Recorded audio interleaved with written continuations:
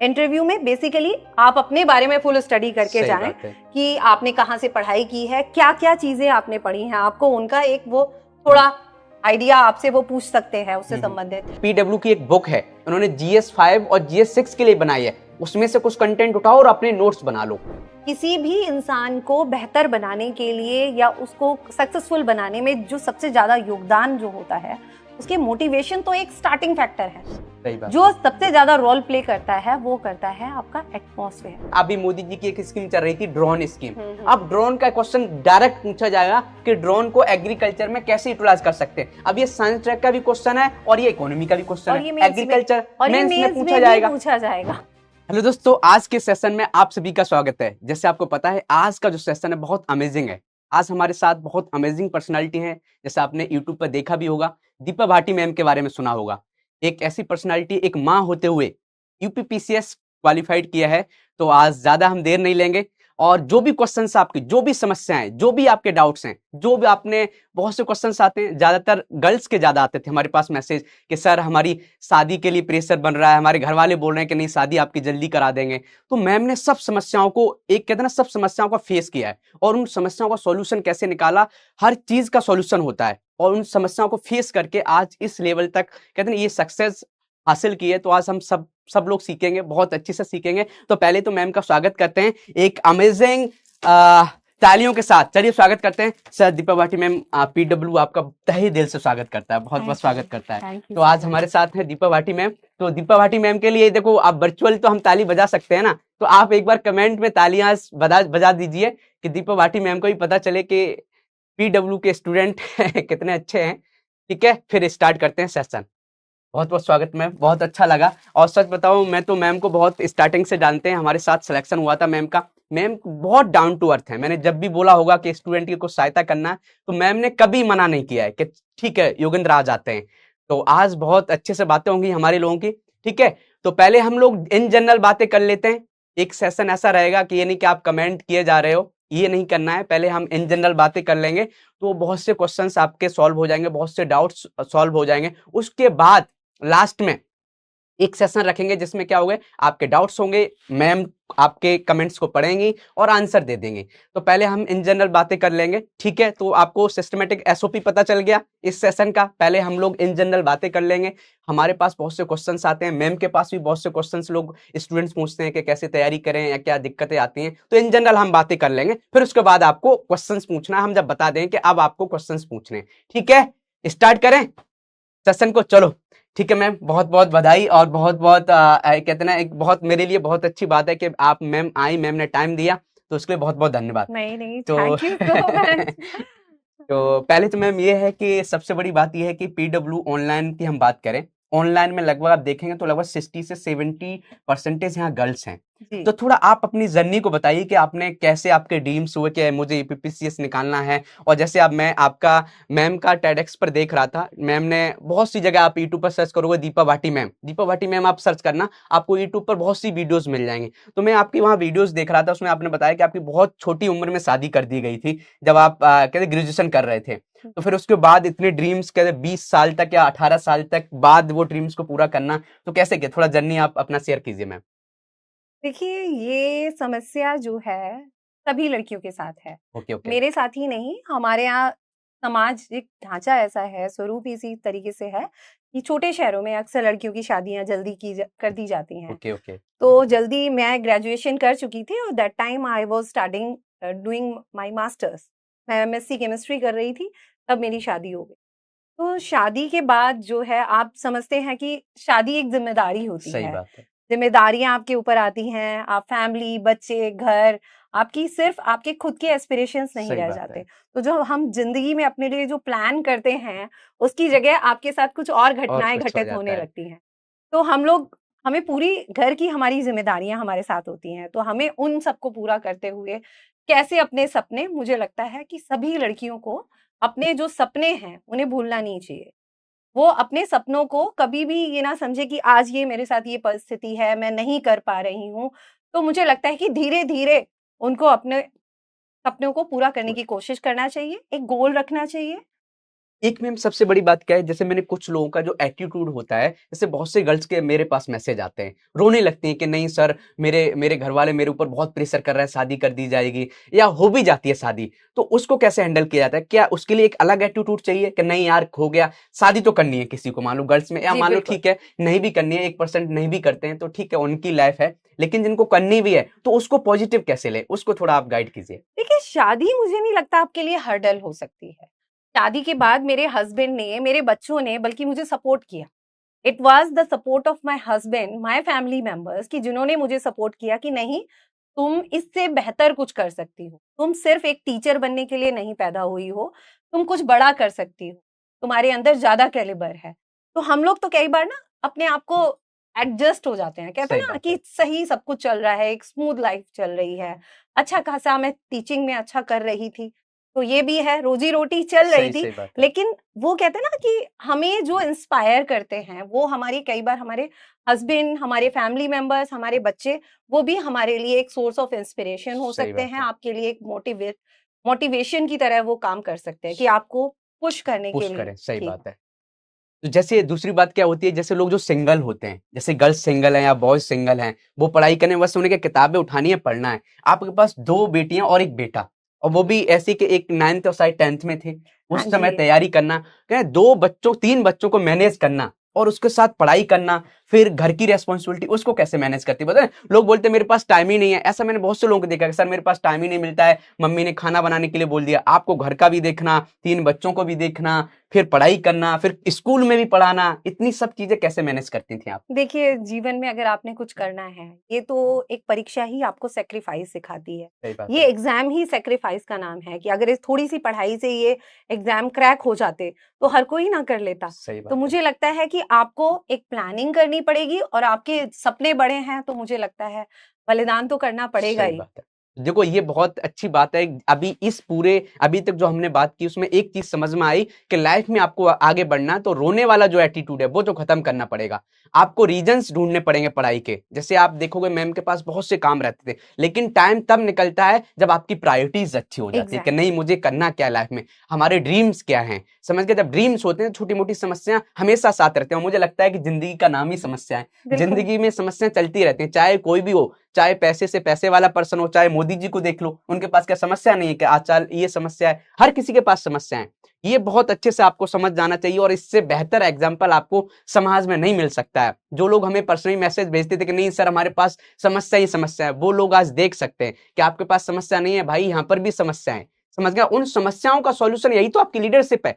यही तो आपको एक भगवान उन्हीं को समस्या देता है जब लगता है कि नहीं ये पर्सन उसको हैंडल कर सकता है। जी, नहीं बिल्कुल। जिसको हैंडल ही नहीं करेगा, भगवान अपने बच्चों को क्यों ज्यादा कष्ट देगा? वो देखता है चलो ये पर्सन कर लेगा। तो आपके पास समस्या आती है तो समझ लो कि आप बहुत ज्यादा मजबूत इंसान हो। ठीक है। और मैम दूसरा क्या है कि अभी जैसे हम प्रीलिम्स की बात करें, जी, कि अभी प्रीलिम्स जो हमारा 17 मार्च को होने वाला था वो शिफ्ट हो गया है। जी, बिल्कुल। और शिफ्ट होके लगभग आप देखेंगे कि लगभग 4 मंथ, मिनिमम 3 मंथ तो मिलना ही है। जी, 3 मंथ्स हमारे पास है।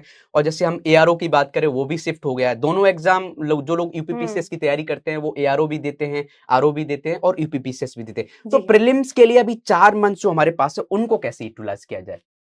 देखिए, अभी आप भली-भाँति जानते हैं कि अब इन एग्ज़ाम्स में जो वेटेज है, जो करंट अफ़ेयर के क्वेश्चन्स का है, वो बढ़ गया है। Okay okay. तो हमारा करंट अफ़ेयर जो हम पहले पढ़ रहे थे, हम्म। एग्ज़ाम में 1 महीने पहले का करंट अफ़ेयर नहीं आता है, सही उससे बात है। पहला आता है। सही बात है। मैक्सिमम पोर्शन जो करंट अफ़ेयर का आएगा, वो 3 महीने पुराना आएगा, ओके। ठीक है? तो आपका करंट अफ़ेयर आपको वो और अपडेट करना पड़ेगा, ठीक है? हम्म वो हम्म हम्म बढ़ जाएगा, और हम्म, आप इसको यूटिलाइज़, डेफिनेटली आप यूटिलाइज कर सकते हैं इस टाइम को अपनी, और अपनी जो आपकी तैयारी है और उसको ओके बेहतर बना सकते हैं। ज़्यादा से ज़्यादा आप मॉक टेस्ट लगा सकते ओके हैं। ओके। तो देखो मैम ने बताया है ज्यादा से ज्यादा बेहतर तैयारी करना है। मैम सबसे बड़ी बात है वो जब लोगों को लगता है कि पढ़ाई करो, कोई मुझसे कोई पूछता है तो मैं तो एक ही चीज बोलता हूँ कि सर बताइए क्या करना है, तो मैं एक ही सिंपल आंसर देता हूँ, पढ़ाई करो। फिर लोग पूछते हैं बिल्कुल। अरे सर ये तो पता है मुझे, पढ़ाई करो तो, लेकिन हम क्या पढ़ें? थोड़ा वो और बता दीजिए कि इन लोगों को भी पता चले कि नहीं नहीं नहीं ये पढ़ना है। लेकिन मेरा तो आंसर हर जगह मुझसे जब कोई पूछता है, चाहे मेरी सिस्टर हो, छोटी सिस्टर मेरी तैयारी करती है, जी, और कोई भी हो, मेरा दोस्त हो या कोई भी हो, जब मुझसे जी। पूछता है या मेरा स्टूडेंट हो कि सर बताओ क्या करना है, नहीं पढ़ाई करो। बस यही बोलता हूँ। आपके अकॉर्डिंग क्या लगता है कि कौन कौन सी बुक्स होनी चाहिए? थोड़ा बुक्स आप बता सके, आपके रिसोर्सेज क्या थे? देखिए, इन एग्ज़ाम में करंट अफेयर्स की हम बात करते हैं। सबसे पहले करंट अफेयर्स से स्टार्ट करते हैं, ओके। क्योंकि मैं अब करंट अफेयर्स का जो वेटेज है वो काफी बढ़ गया है। हम्म। तो आपको करंट अफेयर्स के लिए आपको कोई भी एक डेली करंट अफेयर का कोई एक सोर्स आपको पकड़ना पड़ेगा। हम्म। आपको आप कोई भी मैगजीन आपको ले सकते हैं, कोई भी ऑनलाइन आप सोर्स ले सकते हैं जिससे आप हम्म। डेली करंट अफेयर करते रहें। हम्म। बाकी मार्केट में बहुत सारी मैगजीन्स आती हैं जिसमें वार्षिकी होता है, 6 महीने का करंट अफेयर हम्म। होता है, ठीक है? वो अलग-अलग सोर्सेज की हैं, आप कोई भी मैगजीन आप उठा सकते हैं ठीक और है। उससे आप करंट अफेयर करें और डेली बेसिस पे अपना करंट अफेयर कवर अप करते रहें। ये ओके। तो हो गया करंट अफेयर। उसके बाद आता है हिस्ट्री का वेटेज होता है। हिस्ट्री के क्वेश्चंस काफ़ी आते हैं।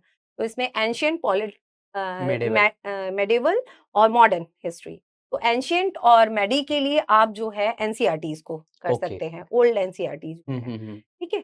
और स्पेक्ट्रम आप कर सकते हैं, जो ओके है, ओके। जो बुक आती है। बाकी इसके अलावा आप पीवाईक्यू क्वेश्चंस लगा सकते हैं। पीवाईक्यू जो है क्योंकि जो यूपी पीसीएस है वो थोड़ा-सा अलग है यूपीएससी से। थोड़ा-सा नहीं कहूँगी, बहुत काफ़ी अलग है। क्योंकि हमारे यहाँ जो क्वेश्चंस का जो पैटर्न होता है, वो उसका स्टाइल बदल जाता है। हर बार क्वेश्चंस जो है आप देखेंगे, पास्ट ईयर क्वेश्चंस को अगर आप स्टडी करेंगे, एक एनालिसिस करेंगे, उन क्वेश्चंस को आप लगाएँगे, तो किसी की भी आप इनकी फिज़िक्स वाला की भी आती है मार्केट में, घटना चक्र की आती हैं। आप पीवाईक्यू बुक्स हैं, सीरीज़ हैं ये पूरी, आर्थिक इसकी, इकोनॉमिक्स की, इकोनॉमिक। पॉलिटी की, हिस्ट्री की, ठीक है? ज्योग्राफी की, तो ये आप साइंस की, ये सारी आप इनको लगा लीजिए। सही आप बात है। इनके क्वेश्चंस को आप बारी-बारी इनको करेंगे क्वेश्चंस, निरंतर अभ्यास के बाद आपको ये पता चल जाएगा कि किस तरीके के क्वेश्चंस वो पूछे जाते हैं एग्ज़ाम में। और मेरा मानना है कि अगर आप ये सोचेंगे कि 1 या 2 बार मैंने इन किताबों को लगा लिया तो सफिशिएंट है, भूल जाइए। जो भी टॉपर्स होते हैं, कम से कम 10 से 15 बार इन किताबों को उन सही लोगों बात को है। कंठस्थ होते हैं। उन्हें ये पता होता है कि इस टॉपिक में से सवाल ज़्यादा पूछे जाते हैं। ये एनवायरनमेंट का ये पोर्शन है, बायोडायवर्सिटी की ये चीज़ें आती हैं, साइंस का ये प्रोपोर्शन पूछा जाता है। जैसे साइंस में ये लोग बायोलॉजी के क्वेश्चंस काफ़ी पूछते हैं, रादर देन फिज़िक्स के। ओके ओके नहीं, ओके। आपने देखा होगा सही आप। बात है। तो इस तरीके से आप ये पीवाईक्यूज़ का एनालिसिस कर लें एक तो, ठीक है? करंट अफेयर्स अपडेट रखें। उसके बाद ज्योग्राफी के लिए एनसीईआरटी की बुक, 11th क्लास की एनसीईआरटी, और इसके बाद एक आती है बुक, महेश बर्नवाल की किताब महेश है। वर्णवाल। उसकी ये नाम मैंने बहुत सुना। महेश वर्णवाल की हाँ, बुक हाँ, मैंने हाँ, पढ़ा नहीं है, अच्छी है वो। लेकिन बुक का नाम सुना है। यूपी पीसीएस के लिए अच्छी है। बाकी आप मैप्स बेस्ड क्वेश्चंस आप देखेंगे, ओके। क्योंकि हमारे यहाँ भी अब वो पूछने लगे हैं। कुछ-कुछ घटनाएँ जो करंट में होती हैं, उनसे संबंधित प्रश्न आ जाते हैं, ओके ठीक है? बाकी आपको क्वेश्चंस का पैटर्न पता चलेगा जब आप पीवाईक्यूज़ को लगाएँगे। ओके उससे ओके। आपको आइडिया हो जाएगा कि ज्योग्राफी से कैसे क्वेश्चंस बनेंगे, ठीक? चलिए चलिए, बढ़िया। दूसरा देखो, मैम ने बहुत अच्छे से बताया है कि आपको बुक्स जो स्टैंडर्ड बुक्स है वो आपको पढ़ने पड़ेंगे, चाहे आप यूपीएससी की तैयारी कर रहे हैं, चाहे यूपीपीसीएस की तैयारी कर रहे हैं। स्टैंडर्ड बुक्स का जैसे मैम ने बताया, हिस्ट्री के लिए स्पेक्ट्रम सबको पढ़ना है, लक्ष्मीकांत पॉलिटी के लिए तो पढ़ना ही है, वो तो बाइबल है। आप उसके बिना कोई भी सिविल सर्विसेज, बिल्कुल नहीं, कोई भी एग्जाम है, कोई एग्जाम नहीं निकाल सकते। आपको पॉलिटी, लक्ष्मीकांत पढ़ना पड़ेगा पॉलिटी के लिए। और यूपीपीसीएस के लिए जो सबसे बहुत अच्छा मैम ने बताया, पीवाईक्यू लगाओ। पीवाईक्यू कैसे? पीडब्ल्यू का भी पीवाईक्यू बुक निकला है, आप लोग जाके आप देखिए। हिस्ट्री का पीवाईक्यू का निकला है, ज्योग्राफी का निकला है, या एनवायरमेंट का जो भी है, या फिर घटना चक्र का आप देख लीजिए, जो आपको अच्छा लगे। लेकिन आपको पढ़ना पड़ेगा। जो हमारी सिंपल भाषा में बात करें, जो कंक्लूजन निकल के आता है, कंक्लूजन ये है कि भाई साहब पढ़ना पड़ेगा, बिना पढ़े नहीं हो सकता ना। तो लोग क्या करते हैं कि हमने बुक्स तो सब खरीद लेंगे, हमारे पास बिल्कुल। स्पेक्ट्रम भी है, हमारे पास लक्ष्मीकांत भी है, हमारे पास पीवाईक्यू की सभी सीरीज हैं 5, लेकिन हम पढ़ नहीं रहे हैं, तो इतना एनफ है। और मैम एक क्या है कि सबसे बड़ी बात होती है कि एनसीईआरटी, जो लोग बिगिनर्स हैं, मुझे लगता है उनको तो एनसीईआरटी पढ़ना चाहिए। बिगिनर्स को देखिए, जो आर्ट बैकग्राउंड से हैं, जो जिन्हों आर्ट बैकग्राउंड से। आर्ट से हैं, उन लोगों के लिए तो सिर्फ 11th-12th की एनसीईआरटी पढ़ लेंगे तो उनको सफिशिएंट हो जाएगा। हम्म। अगर आपको बेसिक अंडरस्टैंडिंग है सब्जेक्ट हम्म। की, तो आप 11वीं और 12वीं की, हम्म। हद है 9वीं 10वीं की एनसीईआरटी आप पढ़ लिए तो हम्म। चल जाएगा। लेकिन जो बेसिकली फ्रॉम साइंस बैकग्राउंड है और हम्म। उन्हें बिल्कुल सोशल स्टडीज का आइडिया नहीं है, हम्म। तो वो लोग 6 से 12th तक की एनसीईआरटी पढ़े। समझ गया। देख ले, मीन्स जो लोग साइंस के हैं वो 6 से लेके 12 तक की एनसीईआरटी कवर करें। और मुझे तो लगता है साइंस का जो लोग, मुझे आर्ट साइड के भी लोग हैं, एनसीईआरटी में बहुत अच्छे अच्छे कंसेप्ट दिए होते हैं, बहुत बेसिक बेसिक क्वेश्चंस कभी कभी एनसीईआरटी से आ जी, जाते हैं। बिल्कुल। तो एनसीईआरटी क्या करता है, आपके फाउंडेशन को अच्छा करता है। लेकिन वो लोग ना करें जो अभी 2024 में एग्जाम देने जा रहे हैं कि नहीं नहीं भाई, सर ने बता दिया है, मैम ने बता दिया, सब पढ़ाई छोड़ के एनसीईआरटी उन लोगों के लिए जो 2025 में देना चाहते हैं। अभी 2-3 महीने में आप क्या करो, एनसीईआरटी खत्म करो अच्छे से, और फिर आप अच्छे से स्टैंडर्ड बुक्स खत्म कीजिए। फिर उसके बाद क्या, जो हमने पीवाईक्यू सीरीज जो बुक बताई है, घटना चक्र या पीडब्ल्यू की जो बुक्स हैं, उनको लगाना स्टार्ट कर दो। इतना एनफ रहता है। जी बस बिल्कुल। फिर रहता है कि पढ़ाई कैसे करें। अभी एक मैम थी, शायद नाम चला, वो इब्तिदा ऐसी मैम थी, बोल रही थी आपसे इंस्पायर्ड होकर उन्होंने तैयारी की है, उनके 2 बच्चे हैं, तो बहुत अच्छा लगा। आपको बहुत से लोग देखते भी हैं अरे यूट्यूब पर मैम को नहीं बहुत लोग नहीं, देखते हैं, और जो लोग हाउसवाइफ हैं वो मैम से इंस्पायर्ड हो सकते हैं कि भाई जिनकी शादी हो गई है। कुछ कुछ लोग जानबूझ के शादी कर लेते हैं मैम, कुछ लोगों की जबरदस्ती कर दी जाती है। तो भाई जो भी जिसकी जबरदस्ती की गई है वो भी मैम से इंस्पायर्ड हो ले, जिसने जानबूझ के की है वो भी इंस्पायर्ड हो ले। अब एक क्वेश्चन आया था कि मैम जो भी अभी पर्सन आपने वैसे आंसर दे दिया था कि हम इतना हाउसवाइफ होते हुए कैसे टाइम मैनेजमेंट करते, दोबारा बता दीजिए ना, तो दोबारा लोग पूछेंगे। देखिए, हाउस वाइफ होते हुए आपको अपना टाइम मैनेजमेंट करना है। आपको ये सेट करना है कि इतने घंटे मैंने अपने घर के काम को देने हैं, कुकिंग भी करना है, डोमेस्टिक हेल्प आपको देखिए पॉसिबल है, आपके पास है कोई तो आप ठीक है लीजिए, वरना तो आपको इस तरीके से अपना टाइम, देखिए हार्ड वर्क आपको ज्यादा करना ही पड़ेगा। सही बात आपके है। पास इतना समय नहीं है कि आप नॉन स्टॉप जाके किसी लाइब्रेरी में बैठ जाएंगे और आप पढ़ रहे हैं।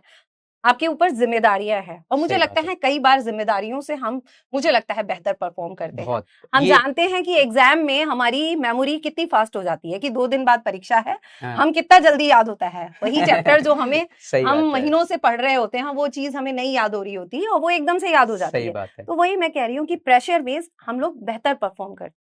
तो ये तो आपको अपनी प्रायोरिटीज सेट करनी पड़ेंगी, और थोड़ा प्लानिंग करके अपने शेड्यूल को, अपनी एक दिनचर्या बनानी पड़ेगी कि इतने बजे मुझे अपने घर के खाना बनाने के लिए देना है, या अपनी घर की और ये मेरे कार्य हैं, या आप कोई सही जॉब बात है। करते हैं उसमें भी आपको किस तरीके से अपना एक शेड्यूल बनाना पड़ेगा। देखो, आपसे यहाँ से बेहतर आपको एग्जाम्पल नहीं मिल सकता।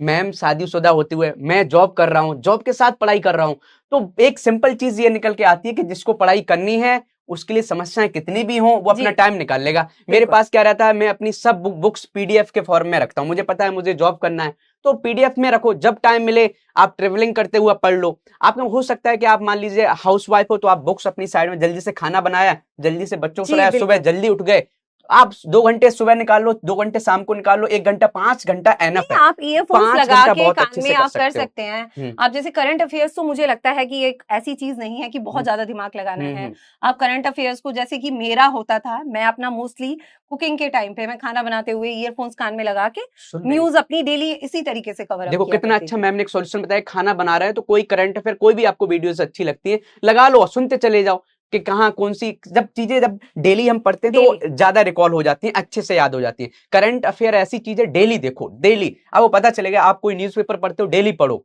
जो भी पता रहे कि या ये घटना हो रही है, ये इवेंट्स हो रहा है, या मान लीजिए ये अवार्ड मिला है किसी को, या आज मान लो अभी 2 फेब था, तो मान लो अभी वेटलैंड डे मनाया गया, जी तो ये बिल्कुल चीजें बिल्कुल। ऑटोमेटिक याद हो जाती है। हम लोग याद नहीं करते, ऑटोमेटिक याद हो जाती है जब हम डेली पढ़ाई करते हैं। ठीक है। और इसके बाद मैम क्या कि जैसे हम बात करें कि जो फाइनल सिलेक्शन होता है वो आपके मेंस मेंस के रिटर्न उस पर डिपेंड करता है कि आपने एग्जाम कैसे लिखा है। और सबसे बड़ी दिक्कत क्या रहती है कि बहुत से लोग प्रीलिम्स की तो 100% लोग तैयारी करते हैं, लेकिन 10% भी लोग होते हैं जो मेंस की तैयारी नहीं करते हैं। उन्होंने आंसर लिखा भी नहीं होता एक, और मैं बताता हूँ, सच बताऊँ, यहाँ पर भी ऐसे लोग होंगे जिन्होंने आंसर लिखा भी नहीं होगा। तो आंसर राइटिंग को आपने कब किया, कैसे किया और क्यों करना चाहिए, थोड़ी ये चीज बता दीजिए। देखिए, जब आपको लगे कि आपका पूरा सिलेबस आपका खत्म हो गया हम्म है, आपने प्री का सिलेबस एक बार पूरा गो थ्रू कर गए हैं, हम्म तो अब आपको स्टार्ट कर देनी चाहिए अपनी मेंस की आंसर राइटिंग की हम्म प्रैक्टिस। हम्म इनिशियली आपको क्या करना चाहिए, 2 या 3 क्वेश्चंस पर डे आपको लगाने चाहिए। हम्म स्टार्टर के लिए मैं नहीं कहूंगी कि पूरा का पूरा मॉक टेस्ट एकदम से स्टार्ट हम्म करे कि वो 20 सवाल एक साथ लगा लेगा, हम्म। वो एक ही दिन में छोड़ देगा। ओके। उसको 2-3 क्वेश्चन से स्टार्ट करना चाहिए, उसको पता चलेगा, फिर अपने क्वेश्चंस को पहले लिख के देखे कि वो किस तरीके से, वो जो प्रॉपर ढांचा है, इंट्रोडक्शन दे रहा है, बीच में मिडिल पोर्शन है, कंक्लूजन दे रहा है, उसे किस तरीके से वो कर रहा है, भाषा ओके। शैली पे ध्यान देना पड़ेगा। सही बात इस है। तरीके से कम शब्दों में किस तरीके से अपनी बात को वो प्रॉपर बता पा रहा है। Okay okay. तो इस तरीके से अपनी राइटिंग स्किल्स को, फिर उसके तत्पश्चात जो है वो एक टाइम फ्रेम के अंदर में आंसर राइटिंग की प्रैक्टिस करेगा, तो डेफिनेटली रिजल्ट अच्छे आने शुरू हो जाएंगे। आपने कितना लगाया होगा, मतलब कितने क्वेश्चंस लगाए होंगे? कुछ लोग बोलते हैं हमने 1000 क्वेश्चंस लिख दिए। मैं बताता हूँ, मैंने सिलेक्शन केवल 10 से 12 क्वेश्चंस लिख के लिया था। ये मेरी सबसे बड़ी कमी थी, और मुझे अभी भी दुख होता है कि मैंने सही से 400-500 क्वेश्चंस लिख लिए होते, हो सकता है मैं एसडीएम होता। तो मैम आपने कितने क्वेश्चंस लिखे थे, कि इतने आंसर लिखे, इतने क्वेश्चन थे, और इतने या टेस्ट सीरीज आपने कोई लगाई होगी? नहीं, मुझे जो लगता था, मुझे लगता है कि मेरे को टेस्ट सीरीज से मैंने ज्यादा मेहनत अच्छा, की है, कितनी टेस्ट सीरीज लगा क्योंकि दी होंगी? थ्योरी पढ़ने के बाद जो कितना आपके दिमाग में रह गया है वो पता नहीं चलता। जितनी ज्यादा, मेरा मानना ये है कि एक बार पढ़ने के बाद मैं ज्यादा से ज्यादा क्वेश्चंस लगाने में बिलीव करती हूँ, चाहे प्री है चाहे मेंस है, ओके दोनों ओके के लिए। क्योंकि इससे ना आपके जितने सवाल आप तैयार कर लेंगे वो डेफिनेटली कोई ना कोई ओके ओके, आपका आ ही जाएगा, कुछ ना ठीक है। कुछ तो वो आपका डाटा आप यूज कर लोगे वो। तो भी कितने लगाया था, मतलब कितनी टेस्ट सीरीज? हाँ। लगभग 10, जो भी याद हो। लगभग टाइम भी हो गया है, 2021 को बीते हुए टाइम हो गया है, और 1 साल पहले तैयारी की होगी, तो कितना लगाया अंदाज में बता सकते हैं? नहीं, ऐसे 30-40 तो लगाई है। 40 टेस्ट लगाए, आप हाँ। देख लो कितनी मेहनत की है। 40 टेस्ट लगाना, और एक टेस्ट में कितने क्वेश्चंस होते हैं? 20 इंटू 40 कर लो आप, मतलब 800 क्वेश्चंस लगाना। आप बताओ आपने कितने लगाए, आप बताइए। आप अपने आप से पूछिए कि हमने कितने लगाए हैं। तो आप देख सकते हो 800 का आप 10% कर लो भैया, 80 लगा लो। समझ गया ना? ये चीज आपको समझ में आ जानी चाहिए कि सिलेक्शन लेना है तो आंसर राइटिंग करना है। और कोई मैम की कोई कॉपी हमें मिलती है, पहले तो ठीक है, बहुत सा ऐसा होता है कि कुछ लोग सिलेक्शन हो जाता है, सब गायब हो जाता है। मैम का कोई भी कंटेंट मिलता है तो मैं ग्रुप में जरूर शेयर करूंगा। मैं ग्रुप लिख देता हूँ, टेलीग्राम लिख देता हूँ अपना, वहां पर एक बार आप ज्वाइन कर लो। टेलीग्राम मैं लिख देता हूँ अपना, इस टेलीग्राम को ज्वाइन कर लीजिए आप, ठीक है। वहां पर मैं मैम का जो भी कोई कंटेंट होगा जो अच्छा होगा पोस्ट कर दूंगा, और मैम भी हमारे ग्रुप में है। आपको सबसे बड़ी बता देता हूँ, मैम भी टेलीग्राम पर है, लेकिन इतना ऑनलाइन नहीं रह पाती है, बहुत ज्यादा शेड्यूल बिजी रहता है। तो योगेंद्रा सर PW फैमिली, आप इसको ज्वाइन कर लीजिए, और इसमें जो भी कंटेंट होगा, मैम ने कैसे आंसर लिखे हैं तो मिलेगा, तो मैं जरूर पोस्ट कर दूंगा, ठीक है। आप इसको देख लीजिए, योगेंद्रा सर PW फैमिली, टेलीग्राम पर ग्रुप मिल जाएगा। मैं जो भी होगा मैम से रिलेटेड, जो भी कंटेंट मैम ने बनाया था, आंसर्स कैसे लिखे थे, या मैम ने कैसे नोट्स बनाए थे, वो चीजें भी बात भी करेंगे, और होगा तो शेयर भी कर देंगे। बस ये कि आप लोग इसलिए इंटरेस्ट भी दिखा रहे हो कि यार इतनी एज में इतनी रेस्पॉन्सिबिलिटी के साथ एग्जाम निकालना बहुत बड़ी बात होती है। मैं खुद शॉक्ड हूँ, सच बताऊं। अभी मेरी मैम से बात हो रही थी कि मैम यही पूछ रही थी, ये बताओ पढ़ाई कैसी चल रही है आपकी? मैं हंस रहा हूँ देख के, मैम आपको ही पता है, हमको ही पता है। भाई कुछ नहीं है काम, सुबह से मुझे पता था कि आज यही एक एक इवेंट करना है, लेकिन दिमाग में ऐसा प्रेशर क्रिएट हो जाता है, आप पढ़ाई कर ही नहीं पाओगे कि नहीं यार इवेंट है, इवेंट है। जब तक ये इवेंट नहीं हो जाएगा तब तक हमारा दिमाग फ्री नहीं होगा। या तो जॉब में और आपके पास रेस्पॉन्सिबिलिटी है तो रहता है, लेकिन वही बात है, जब आपकी प्रायोरिटीज होती हैं तो टाइम फिर निकालोगे, रात में बिल्कुल, निकालना पड़ेगा, ठीक है। तो हम यहाँ पर बात कर लेंगे, तो एक बार इसको आप ज्वाइन कर लीजिए। और इसके बाद मैम हम बात करते हैं, जैसे नोट्स आप कैसे बनाती थी, कि जैसे आपको होता क्या है, अभी मेरे साथ बहुत दिक्कत हो रही है कि मुझे जैसे लगता है कि मेरा अभी मैंने 5 और 6 नहीं पढ़ा है। जब हम लोग थे तब उस ऑप्शनल था, मैम का ऑप्शनल है एंथ्रोपोलॉजी, और मेरा भी एंथ्रोपोलॉजी था, दोनों लोगों का एंथ्रोपोलॉजी था। तो उस समय तो हमने चलो ऑप्शनल की तैयारी की है। अब हमारे पास क्या है, ऑप्शनल हटा के पेपर 5 हो गया, पेपर 6 हो गया है, उसके मुझे नोट्स बनाने हैं, तो मुझे टाइम ही नहीं मिल पाता है। तो आपने इतनी सब रेस्पॉन्सिबिलिटी के साथ नोट्स कैसे बनाए थे मेंस से रिलेटेड? मेंस से रिलेटेड जैसे मैं आपको बता रही हूँ कि मैंने बुक्स को ज्यादा पढ़ा, क्योंकि मेरे पास इतना समय नहीं था कि मैं हर चीज के, जैसे मैंने एथिक्स के नोट्स बनाए थे, कुछ चीजों के मैंने, जो मुझे ऐसे लगते कि ये टॉपिक्स काफी टफ काफी हैं टफ है। और इनका मुझे कुछ समझ नहीं आ रहा है। बेसिकली मैंने हिस्ट्री, ज्योग्राफी, इन सबको वो स्टैंडर्ड किताबों से पढ़ने के बाद जो है मैं क्वेश्चंस ज्यादा लगाती थी rather देन नोट्स बनाने के। कुछ डाटाज वगैरह, कुछ अपने लिए, क्योंकि नोट्स मुझे लगता है कि जितने प्रिसाइज हो आप कर सकते हैं तो सही नोट्स बात है। बनाइए। अगर आपसे नहीं होता है, जैसे कि मेरे ऑप्शनल के नोट्स थे, ऑप्शनल के मैंने नोट्स बनाए थे, ओके। बाकी एथिक्स के मैंने नोट्स बनाए थे, क्योंकि नोट्स बनाना संभव नहीं है, मेरे लिए संभव स्पेशली बिल्कुल नहीं था, कि मेरे पास इतना समय नहीं था, या तो नोट्स ही बना ले या फिर मॉक टेस्ट लगा लगा ले। तो कहने का मतलब ये है कि आप सही से बुक्स पढ़ रहे हैं, समझ रहे हैं। कभी कभी लोग क्या होते हैं कि टेस्ट सीरीज देख रहे हैं या पढ़ रहे हैं, क्वेश्चंस उन्होंने देखा, उसका आंसर देख लिया, जी, उनको याद हो जाता है, बिल्कुल एक बिल्कुल। फॉर्मेट पता चल जाता है। ये भी हम आपको बता रहे हैं कि ये मेरा भी है। मैं क्या करता हूँ, जब मुझे टाइम नहीं मिलता है तो मैंने PDF रखा है PW का, यूपीपीसीएस के PYQ जो दिए हैं उनके आंसर्स देखता हूँ, उससे क्या होता है, पता चलता है कि नहीं, मान लो ये क्वेश्चन आ गया, मान लो इमोशनल इंटेलिजेंस पे क्वेश्चन आ गया, जी, तो बिल्कुल। इमोशनल इंटेलिजेंस की डेफिनेशन क्या है, इसका फंक्शन क्या है, ये कैसे पर्सन को आगे बढ़ा सकता है, तो वो चीजें पता, उसका एग्जाम्पल कोई दे दो, सोसाइटी में एग्जैक्टली, आपने कोई पढ़ा है, एग्जैक्टली। तो ऐसी चीजें आपकी, जब पर्सन आप कहते अवेयर अपने आप को रखते हो, आपका दिमाग खुला होना चाहिए। एक सही पीसीएस अधिकारी वो होता है जो अपना दिमाग खोल के चलता है कि समाज में चल क्या रहा है, या करंट अफेयर्स में कैसे चल रहा है, या उसको मेंस में हम कैसे, तभी तो होलिस्टिक तैयारी होती है कि जी, नहीं भाई बिल्कुल, हर चीज बिल्कुल। पता होनी चाहिए। तो ये समझ सकते हो, पढ़ाई करो तो दिमाग खोल के करना, रटने वाली पढ़ाई नहीं करना है, ठीक है। मैम ये तो हो गई आंसर राइटिंग की बात, हमने प्रीलिम्स की बात कर ली, आंसर राइटिंग की बात कर ली। दूसरा, कुछ जो स्टूडेंट्स होते हैं हमारे, वो बहुत ज्यादा डरते हैं कि सर मेरा सिलेक्शन हो जाएगा तो इंटरव्यू कैसे देना है, तो इंटरव्यू का थोड़ा आप बता सकती हैं, कितना प्रेशर रहता है, कैसे क्वेश्चंस पूछे जाते हैं, तो हमें भी पता है। मैम का एक दिन पहले था हमसे, हमारा 2 अगस्त को था शायद, आपका 1 अगस्त को था। जी। तो लेकिन ये है कि बहुत आसानी से हो जाता है, जब ये स्टेज पार करके जाते हो तो आपके पास मैच्योरिटी आ जाती है। जी। आपका एक्सपीरियंस कैसे रहा मैम? देखिए, इंटरव्यू के लिए मुझे लोगों ने कहा कि मॉक टेस्ट लगाइए, हाँ। एक आप ना दे के आइए। हम्म। मेरे को उस चीज़ का भी मेरे को वक़्त नहीं मिल पाया और मैंने हम्म। डायरेक्ट सीधे जाके इंटरव्यू दिया। हम्म। तो मुझे लगता है इंटरव्यू आपके व्यक्तित्व की परीक्षा ज़्यादा है। सही बात है। आपका जो होलसम पर्सनैलिटी है वो हम्म। उसको एनालाइज़ करते हैं हम्म। उसमें। हम्म। उसमें वो देखते हैं कि आपके अंदर कॉन्फिडेंस कितना है, हम्म। आप अपने भाषा शैली आपकी कैसी है, हम्म। आप किस तरीके से अपने विचारों को प्रस्तुत करते हैं। Okay okay. और कोई ऐसा घबराने की चीज़ नहीं है, हौवा नहीं है। इंटरव्यू में बेसिकली आप अपने बारे में फुल स्टडी करके सही जाएँ बात है। कि आपने कहाँ से पढ़ाई की है, क्या-क्या चीज़ें आपने पढ़ी हैं, आपको उनका एक वो हम्म। थोड़ा आइडिया आपसे वो पूछ सकते हैं उससे हम्म। संबंधित, कि हम्म। जैसे कि मैंने मास्टर्स इन केमिस्ट्री हूँ, मैं केमिस्ट्री की फील्ड में, हम्म। मुझसे वो उससे संबंधित प्रश्न पूछेंगे, आपकी पृष्ठभूमि से संबंधित, आप जहाँ से बिलॉन्ग करते हैं। बेसिकली आजकल खैर पता नहीं होता सही उन्हें, बात है। तो ऐसे भी प्रश्न अब नहीं आते हैं, लेकिन आप किस प्रोफ़ेशन से हैं, जैसे कि मैं टीचिंग से थी, तो इससे संबंधित क्वेश्चन्स आ सकते हैं। थोड़ा कि मेरे से जो प्रश्न पूछे गए, वैवाहिक जीवन से संबंधित पूछे गए, कि जो सोशल इश्यूज़ हैं, वो किस तरीके से हैंडल कर पाती सही बात हैं। है। अ, बच मतलब आपके जो प्रश्न होते हैं, वो कहीं न आपके कहीं जीवन से आपके जीवन से ही, रिलेटेड है। आप तो आपको कुछ एनालिसिस करके नहीं जाना है, ज़्यादा अपने आप को ही स्टडी करके जाएँ, सही कि है। आपकी एजुकेशन क्वालिफ़िकेशन से संबंधित क्वेश्चंस होंगे, करंट अफेयर से संबंधित होंगे, आप किस जॉब में थे और आपने किस जॉब के लिए आप इंटरव्यू देने आए हैं, चलिए ठीक बढ़िया। है?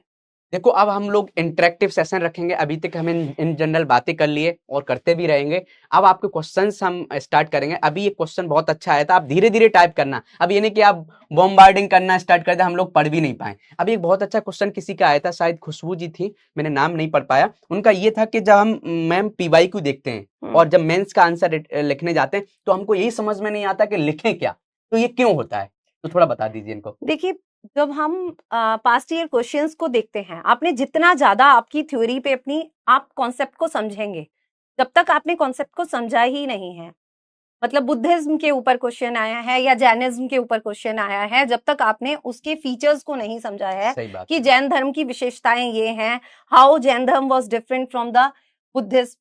तो ये चीज़ें जब तक आपने पढ़ा ही नहीं होगा, तो आप लिख कैसे पाएँगे? सही तो बात मुझे है। लगता है कि आपका बहुत ज़्यादा पढ़ना और उसके एग्ज़ाम के टाइम में आप किस तरीके से प्रेज़ेंटेशन के लिए आपकी जो आपकी तैयारी है, वो आपकी कहने का मतलब जो अभी सर आपको बता रहे थे कि आंसर राइटिंग, सही बात है। आपकी आंसर राइटिंग बहुत होनी चाहिए।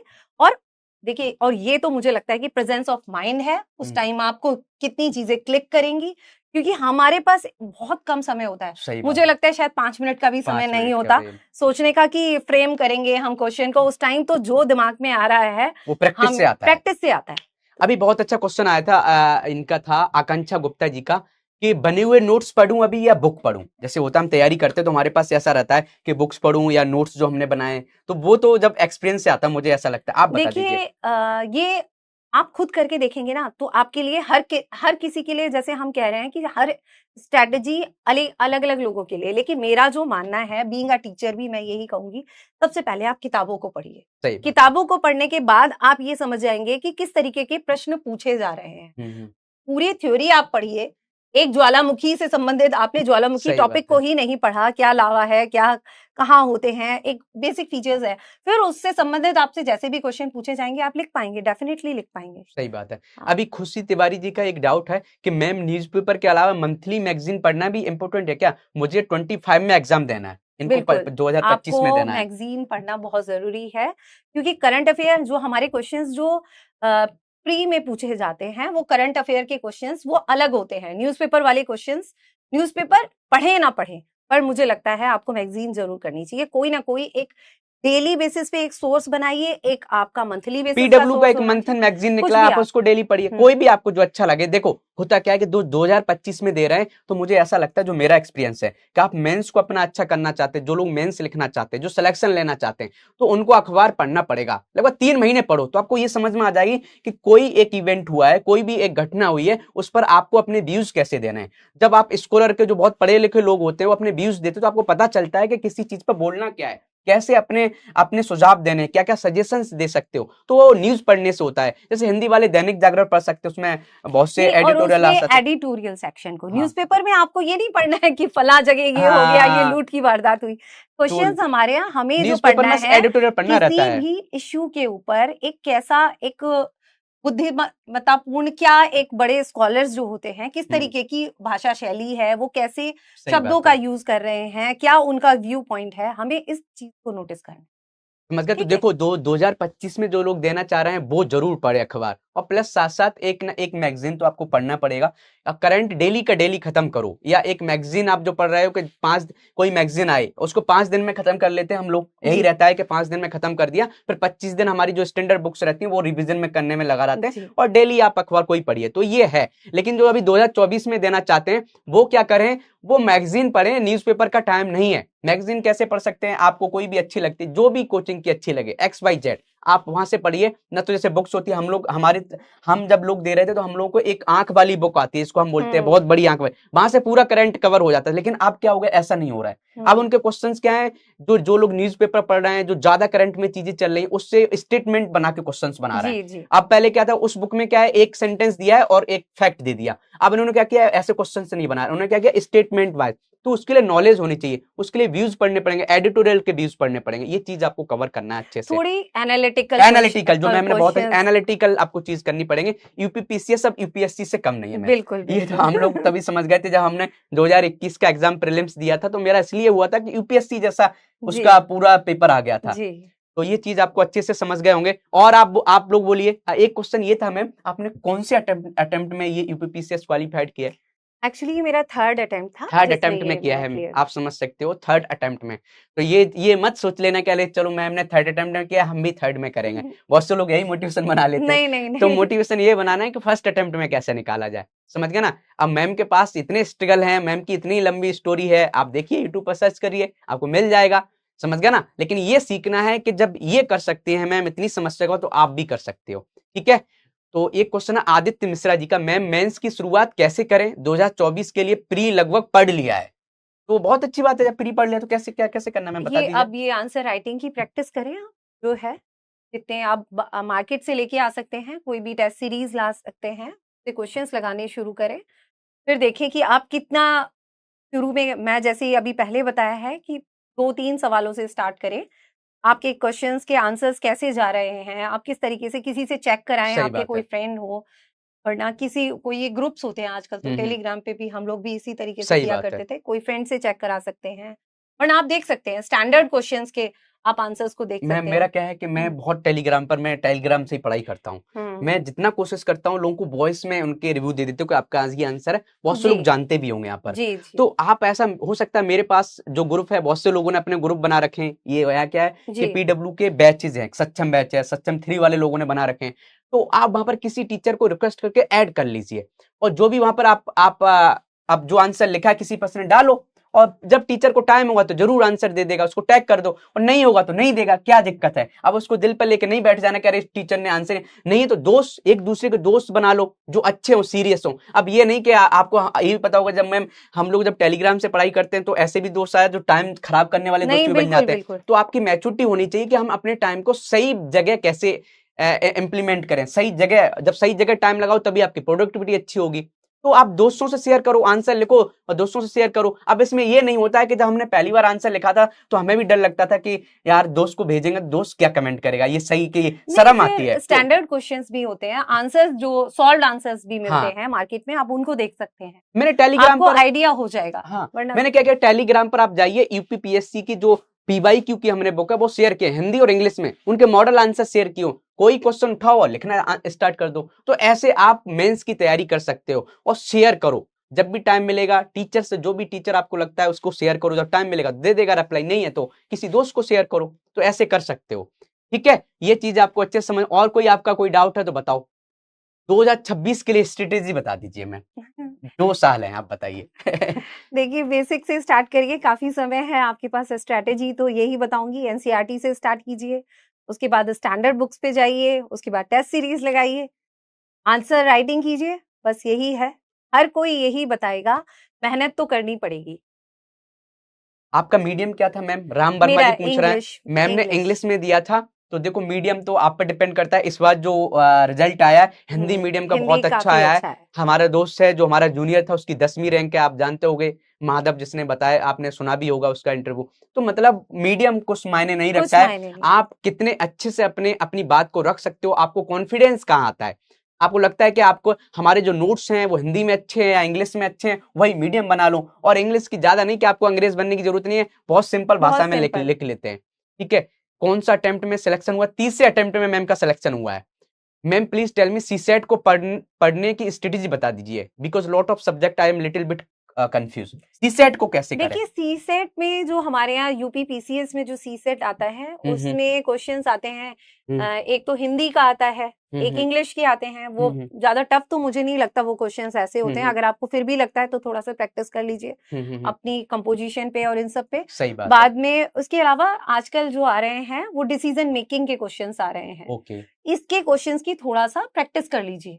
इसकी बुक्स होती है इन क्वेश्चंस की, अभी कई बार से जो है वो 8-10 सवाल इसके आ गए हैं। और 33 मुझे लगता है मार्क्स लाने होते हैं, तो इतने इजीली भी आप ला सकते हैं। अगर किसी का मैथ्स भी कमजोर है और मैथ्स नहीं आता, तो मुझे लगता है हिंदी, इंग्लिश और जो ये बेसिक जो ये होते हैं जी, वो वाले क्वेश्चंस होते हैं मेंटल एबिलिटी वाले, कि डायरेक्शंस के क्वेश्चन, रिलेशन के क्वेश्चंस, वैसे वाले 2-4 सवाल आते हैं, ज्यादा नहीं आते हैं।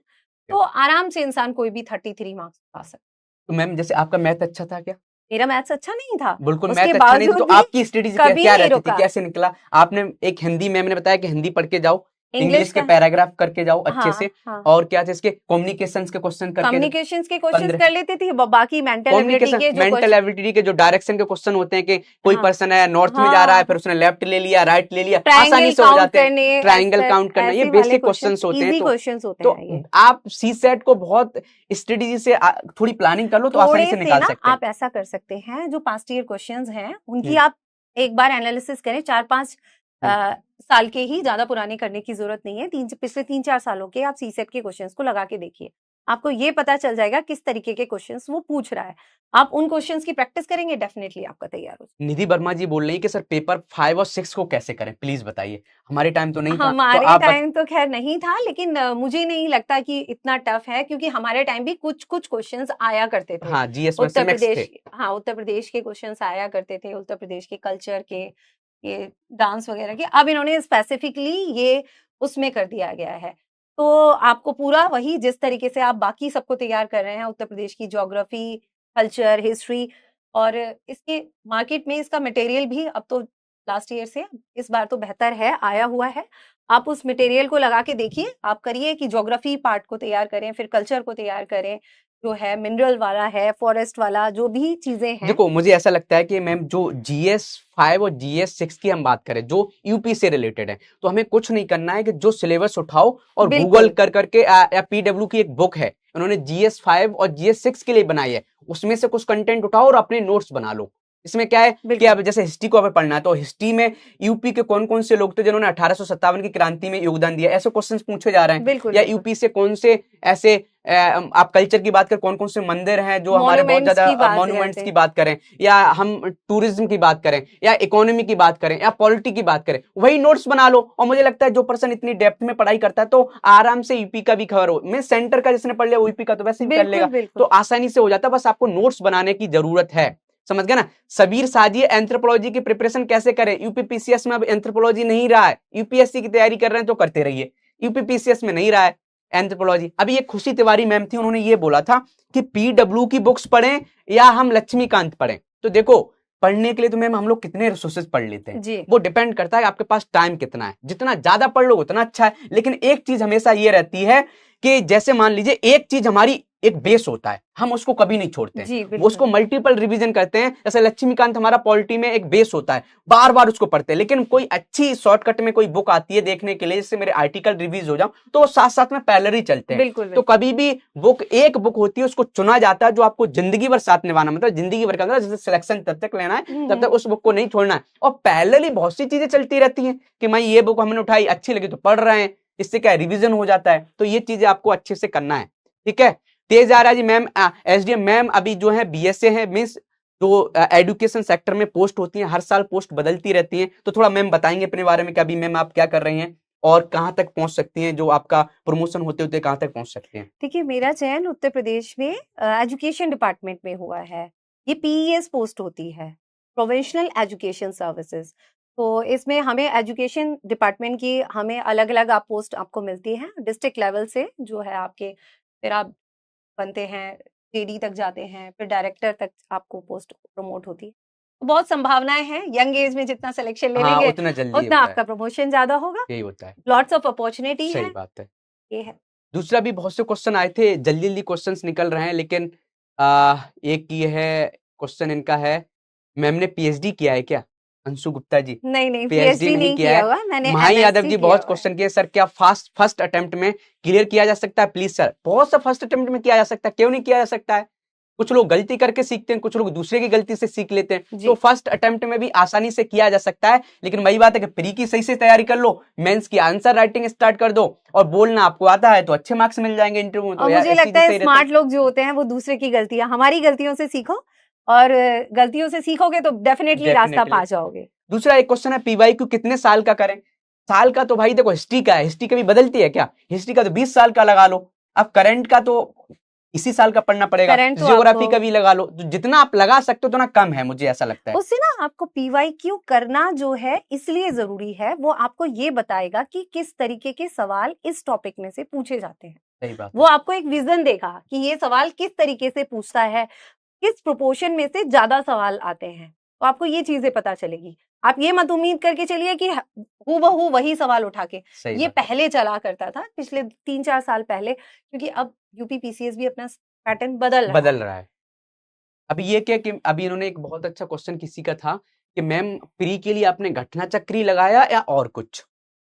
देखिए, घटना चक्र तो past year question, past years question उसके, पीवाईक्यू के लिए हाँ, उसके अतिरिक्त जितनी भी टेस्ट सीरीज मार्केट में जो मुझे हाथ लगती थी मैं सब वो उठा लगा लाती लेते हैं। थी, और उसके बाद उन्हें जितना लगाओगे उतना आपका उतना फायदा कॉन्फिडेंस। होता है, उतना हाँ ये बहुत, ये स्ट्रेटजी हमारी भी थी। हमने यूपीएससी का भी लगाया था, तो लगभग हर जो कोचिंग का मिल जाता था, कोचिंग के नाम लेना है अलाउ नहीं है, लेकिन आपको पीडब्ल्यू का जो भी कोचिंग का मिल जाए टेस्ट सीरीज लगा डालो। उसमें ये नहीं कि भाई ये पाकिस्तान है, ये इंडिया, ऐसा कुछ नहीं है। सब भाई एड टेक इंडस्ट्री में काम कर रहे हैं, आपका कहां से बेनिफिट हो सकता है, फ्री में मिल रहा है, उठाओ लगाओ। उससे जी क्या पता चलता है कि आपको एक डाइवर्सिटी क्वेश्चंस की मिल जाती है, कि जी डिफरेंट बिल्कुल टाइप के क्वेश्चंस मिलते हैं, आपकी नॉलेज भी चेक हो जाती है। और जब आप टेस्ट सीरीज लगाते हैं तो क्वेश्चंस गलत करते हैं तो हम कभी नहीं भूलते वो जी क्वेश्चंस मुझे। बिल्कुल बिल्कुल। तो मैम का ये बहुत अच्छी स्ट्रेटेजी थी कि मैंने हमने पढ़ाई की पहले, और जितनी टेस्ट सीरीज लगा सकते हो लगाइए आप, ठीक है। मैम प्री के लिए 3 मंथ की स्ट्रेटेजी बता दीजिए, डॉक्टर आदित्य दुबे जी पूछ रहे हैं। देखिए, आप ये सोचिए कि बिल्कुल बेस से आपका, आपने 3 से स्टार्ट ही किया है, तो आपकी एक बेसिक अंडरस्टैंडिंग तो देखिए ज़रूरी है कि आपको सब्जेक्ट के ऊपर कमांड होना आपको इतना ज़रूरी है, उससे पहले कि आपको एनसीईआरटीज़ की और ये चीज़ें समझ ना आएँ, तो नहीं होगा। अगर आपको पता है कि आपका तैयार है जो सब्जेक्ट, तो करंट अफेयर आप करिए, 3 महीने में आप जितना करंट अफेयर लगा सकते हैं लगाइए। उसके अलावा पास्ट ईयर क्वेश्चन पेपर्स को करिए। सही 3 बात। महीने में तो यही स्ट्रेटेजी बता सकती हूँ। ओके। हाँ। अब देखो नेहा चौहान जी, वो मेंस के लिए क्या स्ट्रेटेजी है? मैम तो उनको एक सही स्ट्रेट फॉरवर्ड आंसर दीजिए, मेंस के लिए कैसे थे? देखिए, मेंस के लिए आप किताबें सबसे पहले स्टैंडर्ड बुक्स को जितने अच्छे से पढ़ सकते हैं, अच्छे से पढ़िए।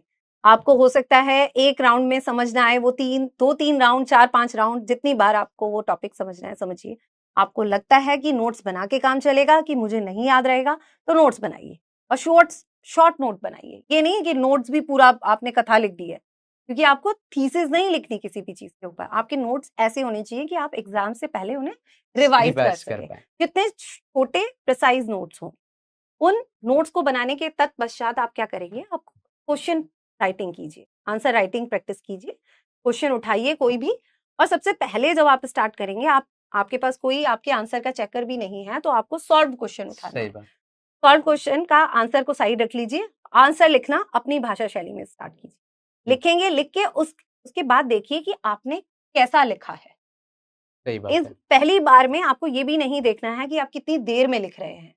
उसके बाद आपने देखना है कि आप कितनी अच्छे से लिख पाए, उसके साथ उसको चेक करिए, मिलान करिए। आपको पता चलेंगी आपकी गलतियाँ क्या है, आपको कैसे इंट्रोडक्शन देना चाहिए, क्या-क्या चीज़ें, कितने पॉइंट्स में बात को समझाना है, कैसे कंक्लूड करना है फाइनली। तो इस तरीके से आपको चीज़ें करनी हैं। बहुत अच्छा मैम ने समझाया कि आप जो लोग मेंस की तैयारी करते हैं, पहले आपने पढ़ाई कर लिया, बेसिक पढ़ाई। आप कोई पीवाईक्यू उठाइए, उसका मॉडल आंसर आपके पास रखा होगा, लिखो, जितना टाइम लगा लें, फिर उससे मिलाइए, अपने दोस्त को शेयर कीजिए कितना अच्छा, क्या सजेशन दे सकते हो, या किसी सर को भेजो। ऐसे धीरे धीरे एक बार लिखोगे, और जो पहला जब क्वेश्चन से लिखा जाता है, तो उसको लिखने के लिए इतनी हिम्मत चाहिए होता है, बता रहे इतनी हिम्मत चाहिए होता है, इतना प्रीलिम्स में आपने पढ़ाई नहीं की होगी, जितना पहला क्वेश्चन करने के लिए जो लिखने के जो दिमाग चाहिए, जो फियर है, जो पेन उठाने की जो है, पेन ऐसा लगेगा हिमालय को उठाने जा रहे हो आप, तो उठाइए, लेकिन सिलेक्शन लेना तो उठाना पड़ेगा। अभी एक इब्तिदा मैम थी जो आपसे बोली थी कि मैं आपसे इंस्पायर्ड होकर तैयारी कर रहा है, तो उन्होंने जी। बहुत अच्छा क्वेश्चन पूछा था कि आपने प्रीलिम्स निकालने के लिए कितने क्वेश्चंस अटेम्प्ट किए थे? देखिए, मैंने आपको बताया ना, मैंने जो पास्ट ईयर क्वेश्चन पेपर्स को कम से कम 10 से 15 बार मैंने रिवाइज़ किया उन बुक्स को। उसके बाद जो है, मैंने जितनी मार्केट में, मैं बता रही हूँ कि मेरे को नहीं पता कि शायद इतना ढेर है या इतना ढेर है अभी, वो टेस्ट सीरीज़ का जो मुझे लगा हाथ जितना कर सकती थी, मैं उतना करती थी। मैं डेली 2-2 3-3 मॉक टेस्ट लगा दिया करती थी। सही एग्ज़ाम से बात है। 2 महीने पहले मैं कुछ नहीं करती थी, सिर्फ़ मॉक टेस्ट लगाती थी और करंट अफ़ेयर्स पर। और अपने जो नोट्स बनाए होते थे, छोटे प्रिसाइज़ नोट्स, उनको किया करती थी, बाकी कुछ नहीं ओके, करती थी। तो आप समझ सकते हो मैम, ये जो आपने बताया है सबसे बड़ी बात कि जो एक पर्सन का क्वेश्चन ये था कि जो आपने रियल एग्जाम दिया था कि 150 क्वेश्चंस आते हैं जीएस में, तो 150 क्वेश्चंस में से कितने आपने क्वेश्चंस अटेम्प्ट किए थे? देखिए, मैं तो 130 से अबव ही करती हूँ। देख लो 130 से। मुश्किल से 10 सवाल छोड़ती होंगी, अब देख मुश्किल लो से। मेरी और मैम की स्टडी सेम थी लगभग, आप समझ सकते हो। मैंने जो अटेम्प्ट किया था 136 के आसपास ऐसे अटेम्प्ट किया था, और मैम 130। अब वो डिपेंड करता है आपकी क्या, अब वो टेस्ट सीरीज लगाने से स्ट्रेटेजी बनती है। जी। मैंने आपको बताया भी था जब हमने एक सेशन लिया था वाईटी पर, हमारे बहुत से सेशन पढ़े हैं कि कैसे एक तैयारी किया है, कैसे पेपर को अटेम्प्ट किया जाए। हमने उसमें एक चीज बताई थी कि आप अच्छा स्ट्रेटेजी तभी बनेगी जब आप टेस्ट सीरीज लगाते हो। जी। टेस्ट सीरीज में 120 क्वेश्चन अटेम्प्ट करो, कितने मार्क्स आ रहे हैं, 130 अटेम्प्ट करो, कितने मार्क्स आ रहे हैं, 140 अटेम्प्ट करो, कितने मार्क्स आ रहे हैं। फिर आपकी स्ट्रेंथ अलग है, हमारी स्ट्रेंथ अलग है, तो आपको पता चल जाए कि हमारी स्ट्रेटेजी क्या होती है। मेरा क्या रहता था, मेरे मार्क्स तब अच्छे आते थे जब हम 130 प्लस अटेम्प्ट करते थे। कुछ लोगों के 120 पर आते हैं। एक हमारे साथ के पर्सन है, दोस्त है, उनके 115 ही पर बहुत अच्छे मार्क्स आ जाते हैं, 115 पर उसके 130 के मार्क्स आते हैं, तो उसकी एक्यूरेसी अच्छी है। हम क्या 50-50 शब्दों में अटक जाते कि ऐसे क्वेश्चन आते हैं कि कंफ्यूज हो जाते हैं, तो फिर हम रिस्क ले लेते हैं कि नहीं चलो भाई देखिए, सही हो जाएगा, आपको लेना पड़ेगा। जब मेरा फर्स्ट अटेम्प्ट था, तो शायद मेरी सबसे खराब स्ट्रेटेजी ये थी कि मैंने बहुत कम मॉक टेस्ट लगाए थे। मैं भी किताबें पढ़ के एग्जाम देने चली गई, खूब अच्छे से पढ़ा था, लेकिन वो मॉक टेस्ट लगाया नहीं था ज्यादा, तो मुझे ये नहीं पता था कितना रिस्क लेना है। अगर ज्यादा मॉक टेस्ट लगाए होते तो शायद मुझे इस चीज का आभास होता।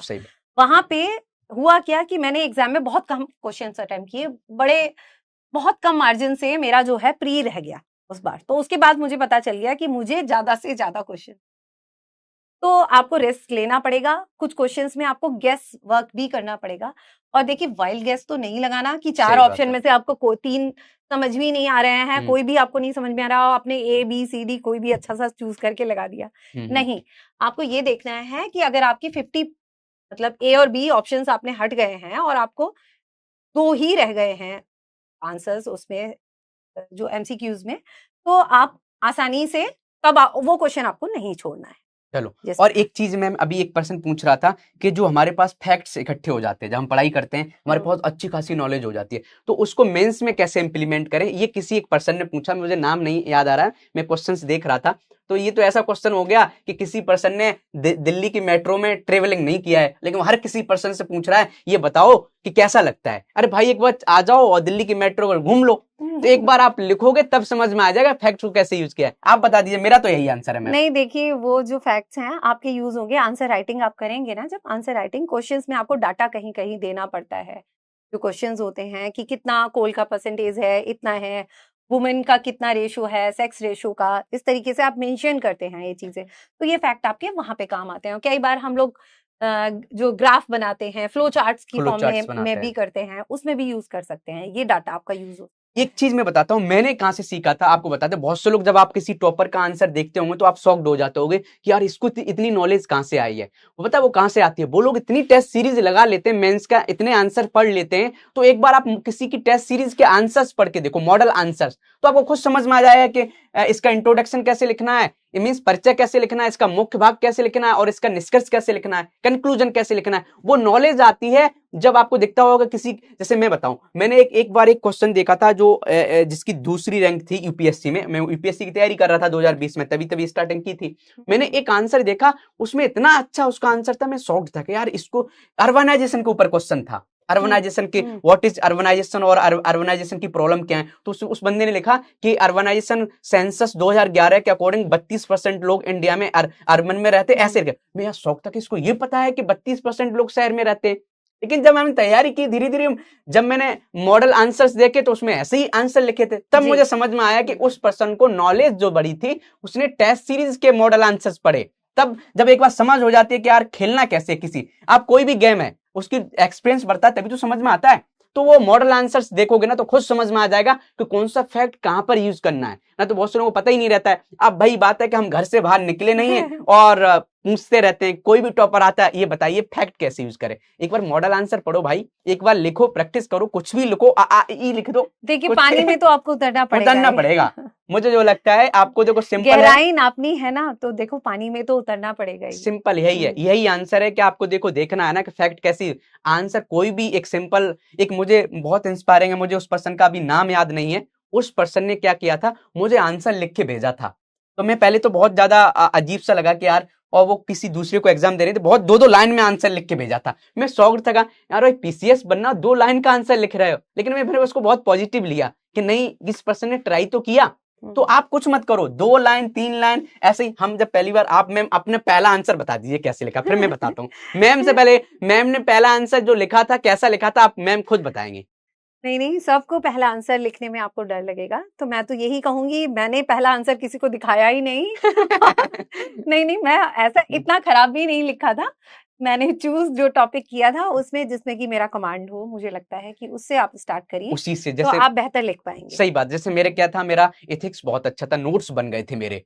जब नोट्स बन गए थे तो मैंने सच बताया, मैंने केवल 10 से 12 क्वेश्चंस लिखे थे, वो शायद मैंने किसी ग्रुप में शेयर भी किए थे। एक आज एक स्टूडेंट था, उसने बोला कि सर आपने कैसे आंसर्स लिखे थे, बहुत पीछे पड़ गया था, और मैं बिजी था, आपके पूरे प्लानिंग क्वेश्चंस तैयार कर रहा था, मैंने भेज दिए और वही लिख के मैं डायरेक्ट एग्जाम देने चला गया। लेकिन मैंने उससे ये समझ लिया था कि मुझे लिखना कैसे है, कैसे इसका इंट्रोडक्शन लिखना है, कैसे उसका मुख्य भाग लिखना है, कैसे एग्जाम्पल्स देने हैं। लेकिन ज्यादा प्रैक्टिस करोगे, प्रैक्टिस से बेहतर कोई चीज नहीं है, ये सच्चाई जान लो। मोटिवेशन में रहोगे तो भाई साहब हवा में हमेशा रहोगे। और जो लोग सिलेक्शन लेते हैं, मुझे ऐसा लगता है हम किसी भी दोस्त से मिलते हैं अपने, वो कभी मोटिवेशन की बात ही नहीं करते हैं। अभी एक मैंने रिसेंटली एक बुक पढ़ी, एटॉमिक हैबिट। एटॉमिक हैबिट बहुत अच्छी बुक है। उसमें ये कहा गया है कि मोटिवेशन इज हाइपर रेटेड, ये हाइप्ड है।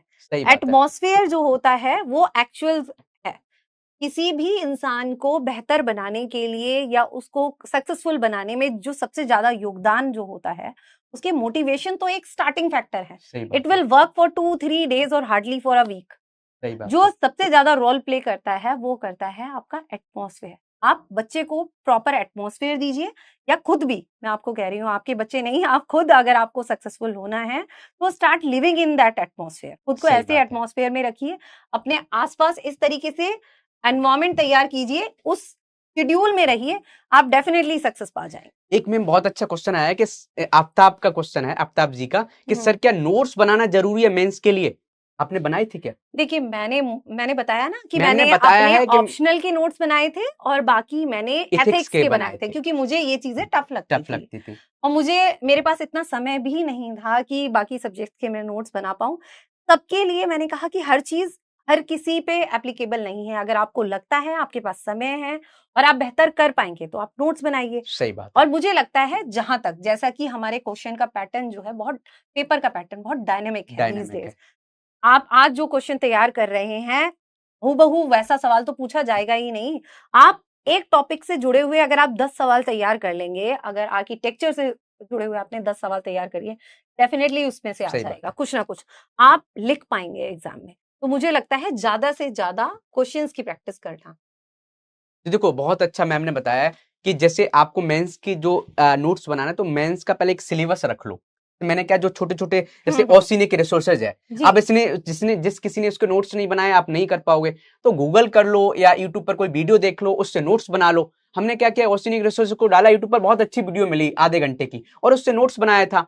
तो हर चीज के जो छोटे छोटे टॉपिक होते हैं, जैसे हम बात करें ई गवर्नेंस की बात करें, जी जी या हम बात करें, जैसे आप बात करते हैं कि एथिक्स की बात करें, बहुत लिमिटेड सिलेबस है तो एथिक्स के नोट्स बना लिए, या हम बात करें यूपी की इकोनॉमी की बात करते, तो यूपी की इकोनॉमी कहाँ कहाँ से आती है, उनके सेंटर्स बना लिए मैप में, या हम बात करें यूपी के टूरिज्म में कितना परसेंटेज जीडीपी में रोल अदा करता है, तो इसके नोट्स बनाने पड़ेंगे, फैक्ट लिखने पड़ेंगे, तभी एक अच्छा आंसर लिख पाओगे। मेरे कुछ नोट्स हैं, कुछ जैसे इंटरनेशनल रिलेशंस में आते हैं क्वेश्चंस, आपको पता है इंडिया चाइना, इंडिया पाक, सही इंडिया बात जो है। है अरब कंट्रीज के साथ relation, India Russia, India America, इनसे रिलेटेड क्वेश्चन अटक ही जाएगा। इंडिया नेपाल, जैसे हमारे टाइम पे इंडिया नेपाल आया था, हर्षित तो वर्मा जी, हमेशा आएगा आप, ही। हर्षित वर्मा जी, आप अपने डाउट को टाइप कर दीजिए दोबारा, फिर हम स्टार्ट कर प्लीज। मैं तो इंडिया के जिन अलग अलग कंट्रीज के साथ जो भी रिलेशनशिप हैं, क्या क्या उनके साथ पैक्ड हैं, उनके क्या क्या उनका ट्रेड है, क्या क्या हम लोगों ने उनके साथ ग्रुप्स बना ग्रुप्स रखे बनाए। हैं, तो इनके इससे रिलेटेड आप सारा का सारा एक कर लीजिए। आप एक फ्रेमवर्क में फ्लो चार्ट की फॉर्म में आप तैयार कर सकते हैं। मुझे नहीं लगता, जो आपको उचित लगे आप वैसे कर लीजिए। तो आपका एक इंटरनेशनल रिलेशंस पे आपका इस टॉपिक के ऊपर आपका एक क्वेश्चन तैयार हो जाएगा। सही बात है। डेफिनेटली उसमें से कुछ ना कुछ आ ही जाएगा। Okay okay. एक क्वेश्चन भी बहुत अच्छा था कि शायद मैं भूल गया, अब इतने तो क्वेश्चंस आते हैं। नोट्स की बात हो गई हमारी, और आपकी कोई कॉपी है जो आपने लिखी हो, आंसर अभी तक रखा हो आपके पास? हाँ, दिखा अभी सकती हूँ। है तो हम एक बार आप इस ग्रुप को ज्वाइन कर लीजिए, तो मैम का कोई हम भेजेंगे आंसर जो मैम ने लिखा होगा, तो देख लेना, उसको पॉजिटिव वे में लेना या नेगेटिव में, ये मतलब अच्छा ऐसा ऐसा भी लिखें तो नहीं वो नहीं, डरने की जरूरत नहीं है। हर एक का अलग हाँ, अलग स्ट्रैटेजी होता हाँ, है तो एक लिखने बार का आप इसको क्वेश्चंस ज्वाइन का। कर लीजिए, फिर उसके बाद हम बात कर लेंगे, ठीक है? तो ये चीज हो गई। और शायद आप हर्षित वर्मा जी, आप बताइए, स्टैटिक इंपोर्टेंट है कि फैक्ट्स, ये बताइए मैम। स्टैटिक इंपोर्टेंट तो ऑब्वियस बात है, ऑब्वियस सी अब बात है। उसमें क्या है ऐसी भाई, स्टैटिक तो पढ़ना पड़ेगा, हिस्ट्री तो पूरा स्टैटिक है। हिस्ट्री की आप बात करें, आर्ट एंड कल्चर के क्वेश्चन पूछे जाते हैं, या फिर हम बात करें डायरेक्ट कौन कौन से महात्मा गांधी जी के बारे में क्वेश्चन आ जाता है कि इनका रोल क्या रहा है हमारे, या बिल्कुल। ये क्वेश्चन तो, ये तो सिंपल आपको ही पता होगा, बताइए। हाँ, ये क्वेश्चन अच्छा था, सबीर साजी ने इसको रिपीट कर दिया है, वही मेरे क्वेश्चन, कि जो लोग पढ़ते हैं और भूल जाते हैं, देखिए, उसके लिए तो फिर हाँ, रिवीजन आपको रिवीजन करना पड़ेगा। आपको याद है कि आप छोटे से बच्चे को जब एबीसीडी सिखाते हैं या एक राइम सिखाते हैं, जॉनी जॉनी यस पापा, तो हम कितनी बार उसको रिवाइज कराते हैं। सेम आप लोगों के लिए भी है। Multiple revision is the only solution कि आपको चीजें याद रहें ज्यादा से ज्यादा, फिर आप कभी नहीं भूलेंगे। अब ये मल्टीपल रिवीजन करना नहीं चाहते, एक बार बुक को देखेंगे और सोचते हैं कि बस हम तो भाई एकदम विवेकानंद जी हैं, सब कुछ याद हो गया। मल्टीपल रिवीजन सॉल्यूशन है। क्या लगता है कि मैम ने सिलेक्शन लिया, क्या लगता है हमको फैक्ट याद रहते हैं? कुछ लोग बोलते हैं कि सर आप इतना अच्छा आंसर लिखते हैं या आपको सब चीज याद रहती है। हमने उस चीज को 10 से बार पढ़ा है, आपने 2 बार भी नहीं पढ़ा होगा। किसी चीज को आप चाहते हो कि याद रहे हमेशा, तो आपको वो क्या है, मल्टीपल रिवीजन करना पड़ेगा, समझ गया ना? सीमा राजपूत हिस्ट्री बहुत भूलते हैं, क्या करें? आपने हिस्ट्री एक ही बार पढ़ी है, कोई किताब आपने एक ही बार पढ़ी होगी, आप हिस्ट्री की स्पेक्ट्रम की बुक आप 5 बार पढ़ लीजिए, आपकी आधी चीजें ऑटोमेटिक याद हो जाएंगी, और आप उसमें ऑटोमेटिक से फिर बताएंगे, एक क्रोनोलॉजी बनाइए क्रोनोलॉजी बन कि जाएगी। ऑर्डर ऑफ इवेंट को लगाइए कि यहाँ से शुरू होता है, इस डेट पे ये पर्टिकुलर चीज हुई, तो ये आपके लिए हेल्पफुल करेंगी। समझ गया ना? और घटना चक्र लगाना इंपॉर्टेंट, बहुत जरूरी है। घटना चक्र या पीडब्ल्यू की जो बुक्स कोई आई भी हैं, पीवाईक्यू की कोई पीवाईक्यू भी, लगा लीजिए, हाँ। बहुत जरूरी है। अब ये नेहा चौहान जी का क्वेश्चन है, मैम कितने आवर्स स्टडी करनी चाहिए? कितने आवर्स स्टडी करना चाहिए? देखिए, इन एग्जाम की प्रिपरेशन के लिए अगर आप ये सोचेंगे कि 2-4 घंटे में कुछ काम हो जाएगा, तो बिल्कुल नहीं होगा। आपको कंसिस्टेंटली 7-8 घंटे तो आपको पढ़ाई करनी पड़ेगी। ये मिनिमम। कंसिस्टेंटली, और एग्जाम डेज में आपकी ये समय और बढ़ जाएंगे। तो आप कैसे डेली 7-6-7 घंटे आप निकाल लेती देखिए, थी? कई बार ऊपर नीचे भी हो जाता है। मैं रेदर देन आवर्स को काउंट नहीं करती थी, मैं टॉपिक को काउंट करती मैम थी। अपना टाइम टेबल बता दीजिए, ये थोड़ा मुझे भी इंटरेस्टिंग लग रहा है कि टाइम टेबल क्या रहता था, कि आप कितने बजे खाना बनाती थी, कितने बजे बच्चों को स्कूल भेजना, फिर कब टाइम निकलता था, वो थोड़ा बता दीजिए। मेरा मॉर्निंग आवर्स में ये होता था कि मैं दिन में ज्यादा पढ़ती थी रात की अपेक्षा, और रात भर जाग के पढ़ने का मेरा कॉन्सेप्ट नहीं था, क्योंकि वो कहते हैं ना, नाइट आउल्स होते हैं कुछ, तो मैं दिन में ज्यादा प्रेफर करती हूँ। मेरा यही होता था कि मॉर्निंग आवर्स में तो अपने बच्चों को स्कूल भेजने के बाद जो है, मैं अपना काम वाम खत्म करके खाना पीना, जो मैं बैठ जाती थी पढ़ने के लिए। उसके बाद जितना उस समय मेरे को मिला, 3-4 घंटे उस टाइम निकले, वो खत्म किया। बाय द टाइम बच्चे आते थे, फिर उन लोगों को खाना वाना दिया, उनका करा, उनके साथ थोड़ी देर रेस्ट किया, फिर शाम को फिर वही शेड्यूल शुरू हो जाता था। तो मैं इसकी बजाय मैं घंटों को ना करके मैं करती थी, टॉपिक्स अपने डिवाइड कर लेती थी कि ये मेरा एक डेली का प्लान है कि मुझे आज दिन में ये टॉपिक खत्म करने हैं, ये ज्योग्राफी में खत्म करना है, ये हिस्ट्री में करना है, इतना करंट का करना है। ये मेरा टारगेट होता था, और अगर मेरा वो टारगेट किसी भी तरीके से कम हो रहा है, तो मैं उसको पूरा करने का कोशिश सही करती बात। थी। फिर एक मेरा वीकली एक टाइम टेबल होता था, एक मेरा मंथली होता था। तो मैं इस तरीके से बनाया करती थी और कोशिश करती थी कि अपने टाइम टेबल पे रिजिड रहूँ। और देखिए, 90% तो वो पूरा नहीं होता। आप ये सोचेंगे कि 100% आप पूरा कर 100% तो लेंगे, नहीं लेकिन होता है। हाँ, 80-85% मैं पूरा कर पाती थी उसको। और दूसरा मैम धीरे-धीरे आदत हो ही हो जाती जाती है। है। दूसरा मैम अभी इन्होंने एक क्वेश्चन बहुत है कि मैप को कैसे तैयार करें? आप मैप कैसे तैयार करती थी? देखिए, मैप बेस्ड क्वेश्चंस हमारे यहाँ जो आते हैं, ज़्यादातर इस तरीके के क्वेश्चंस, जैसे अब शायद ये लोग पूछने लगे हैं कि ऑर्डर में लगाइए, लेक्स को लगा दीजिए। तो आप मैप लीजिए, आपको पता है कि कौन सी लेक कौन से स्टेट में है, तो आप मैप के साथ ही प्रैक्टिस करनी पड़ेगी, खुद से करनी पड़ेगी तो प्रैक्टिस आपको, समझ कि ऑर्डर में लगाइए, नॉर्थ टू ईस्ट या साउथ टू, इस तरीके से आप लगाएंगे, टॉप टू बॉटम या लेफ्ट टू राइट, इस तरीके से आप लगाएंगे, कौन कौन से स्टेट में कौन सी लोकेटेड है। तो स्टडी तो आपको जब ज्योग्राफी करेंगे, और I think it is very interesting. और मुझे लगता है कि हम हाँ, लोग गूगल का बहुत ज्यादा यूटिलाइज गूगल करते का हैं। यूज हम क्या करते करते हैं। थे, मुझे क्या था, खाली टाइम में हम क्या करते थे कि वर्ड की अच्छी अच्छी लेक्स उनका देखते थे, फिर उसका मैप देखते थे कहाँ पर। इससे क्या याद हो जाता है, क्वेश्चंस फंसते भी हैं। फिर आपने डाल दिया कि वर्ड के माउंटेन्स कहाँ क्या है, क्या भाई अल्प्स यहाँ है, या अटाकामा यहाँ पर है, या ये वाला यहाँ और पर है, तो इससे पता चल करेंगे जाए। डिजर्ट्स बहुत, डाल दो, तो ऐसे करने से, गूगल करने से आपको बहुत ज्यादा याद रहता है। लेकिन ये लोग ऐसे हैं, ये पढ़ाई की चीज गूगल करेंगे नहीं, करेंगे तो गूगल आप इनका रहता है। एक पर्सन था, पता नहीं, एक पर्सन भेज रहा था कि कुछ ऐसे से गूगल करते हैं कि should I make a girlfriend in this age, ऐसी चीजें गूगल करेंगे। तो भाई अच्छी चीजें गूगल करो, जो आपकी पढ़ाई की चीज होनी चाहिए। और गूगल को क्या पता, गूगल तो बोल ही देगा कि आपके ऊपर डिपेंड करता है क्या देखिए, करना है। ये जो परीक्षा है ना, अगर आप इसको ऐसे करके लेंगे कि ये एक एग्जाम है, ये एक तपस्या है, सही बात और है। इसका रिजल्ट आपको डेफिनेटली मिलेगा। अगर आप ये जीवन के इस समय में 2-3 साल ये तपस्या कर लेंगे ना, तो रिजल्ट आपका आउटकम बहुत बेहतर होगा। सही बात फिर है। आपको आदत हो जाएगी इस जीवन जीने की ना, आपको एक स्मूथ लाइफ भी मिलेगी ना, तो आपको लगेगा कि नहीं, कुछ मिसिंग है। कुछ ये मिसिंग, तो सही मतलब बात है। वो चीजें। अभी आपने कहीं कोचिंग की है मैम, या सेल्फ स्टडी से ये देखिए, क्रैक किया? मेरा तो सेल्फ स्टडी था, क्योंकि मैंने जितना भी लिया, ये ऑनलाइन का कह सकते हो कि मुझे, मेरे लिए बहुत बड़ी ब्लेसिंग रही। टेलीग्राम, यूट्यूब और गूगल के सहारे मैंने बहुत सर्च किया, अपने आप ये देखा, टॉपर्स की स्ट्रैटेजीज को स्टडी से एनालाइज देखा। किया, ये देखा कि वो लोग कैसे पढ़ते हैं, किन बुक्स को लेते हैं, क्या क्या क्या रेफरेंसेस से वो लोग पढ़ाइयाँ करते हैं, और बहुत मटेरियल है गूगल पे, आप अब तो जाइए। बहुत इतना सरल हो गया, हाँ, पीडब्ल्यू ने इनका जो पूरी ये साल का इसके जैसे केवल 2900 में या 3000 में कोर्स नहीं, मिल रहा है इतने फ्री। बढ़िया इतना इतने प्लेटफॉर्म्स हैं आज आपके पास कि मुझे नहीं लगता कि अब इंसान को, कोविड के बाद बहुत हाँ, सरल हो गया है। लेकिन अभी है कि भाई बात है कि हमारे पास कंटेंट बहुत ज्यादा है, लेकिन हम मेहनत करना उतना ही कम कर दिए हैं।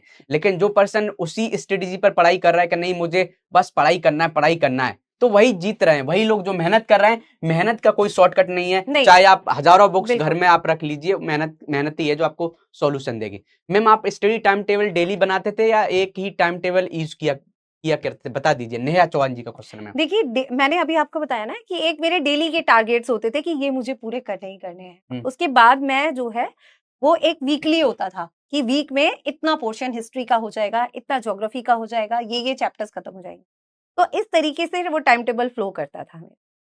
ठीक है, एक है कि आपका टारगेट जो कितनी बार रिवीजन का कैसे रहता था, जैसे हम आज आप पढ़ाई कर रहे हैं तो रिवीजन कैसे करते थे आप? रिवीजन के लिए बेस्ट स्ट्रैटेजी ये है कि जब आपने प्री के लिए जो रिवीजन है, आपने जो टॉपिक पढ़ा उसके अगर आप क्योंकि जैसे चैप्टर वाइज भी क्वेश्चंस होते हैं हमारे पास बहुत सारी बुक्स होती हैं जिनमें टॉपिक वाइज भी एमसीक्यूज होते हैं, आप उनको लगा सकते हैं। आप एमसीक्यूज की प्रैक्टिस करेंगे तो आपको अपने आप पता चल जाएगा कि आपकी पढ़ाई सही दिशा में है कि नहीं है। सही बात है।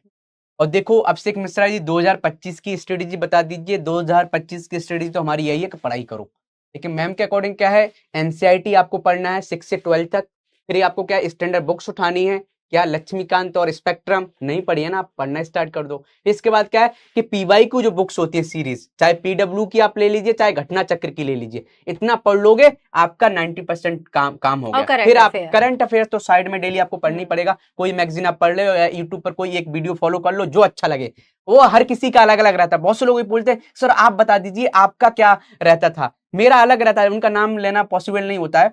आपको पीडब्ल्यू का अच्छा लग रहा है, पीडब्ल्यू का आप करंट अफेयर्स देखिए, अमन नामदेव सर का, उनका भी अच्छा रहता है, मैंने देखा 5 क्वेश्चंस लगवाते हैं और करंट की डेली चीजें रहती हैं। नहीं अच्छा लगता है तो बहुत सी ऐसी आप गूगल पर सर्च कर लिए जो आपको अच्छा लगता है, कॉन्फिडेंस क्रिएट होना चाहिए, मुझे ऐसा लगता है। आप ना एक रेगुलर रहिए, जिस भी चीज के साथ रहते हैं तो आप रेगुलर करेंगे, डेली करेंगे तो आपको कंसिस्टेंसी होना चाहिए, तो डेफिनेटली आपको रिजल्ट मिलेगा। प्रिया ठाकुर जी का बहुत एकदम अजीब सा क्वेश्चन है कि मैम टेस्ट लगा के आप खुद चेक करती थी कि आपके हस्बैंड करते थे? नहीं, मैं खुद करती थी। आप बताओ तैयारी आप तो कर रहे हो, 0 नंबर दे देंगे। जी तो आप कैसा क्वेश्चन पूछते हो? आप लोग पीसीएस अधिकारी बनने जा रहे हो, आप टेस्ट लगा रहे हो, आप ही तो चेक करो कितने सही होगा आपके घर में। अब वो तो है नहीं ओमार सीट के, एक भाई इतने बड़े फैमिली से हो कि भाई ओमार सीट चेक करने के लिए पापा ने एक कंप्यूटर लगा दिया है, सब कुछ मशीन लगा दिया, बस लगाया ओमार सीट डाल दी, और उसमें ऐसा कुछ नहीं है।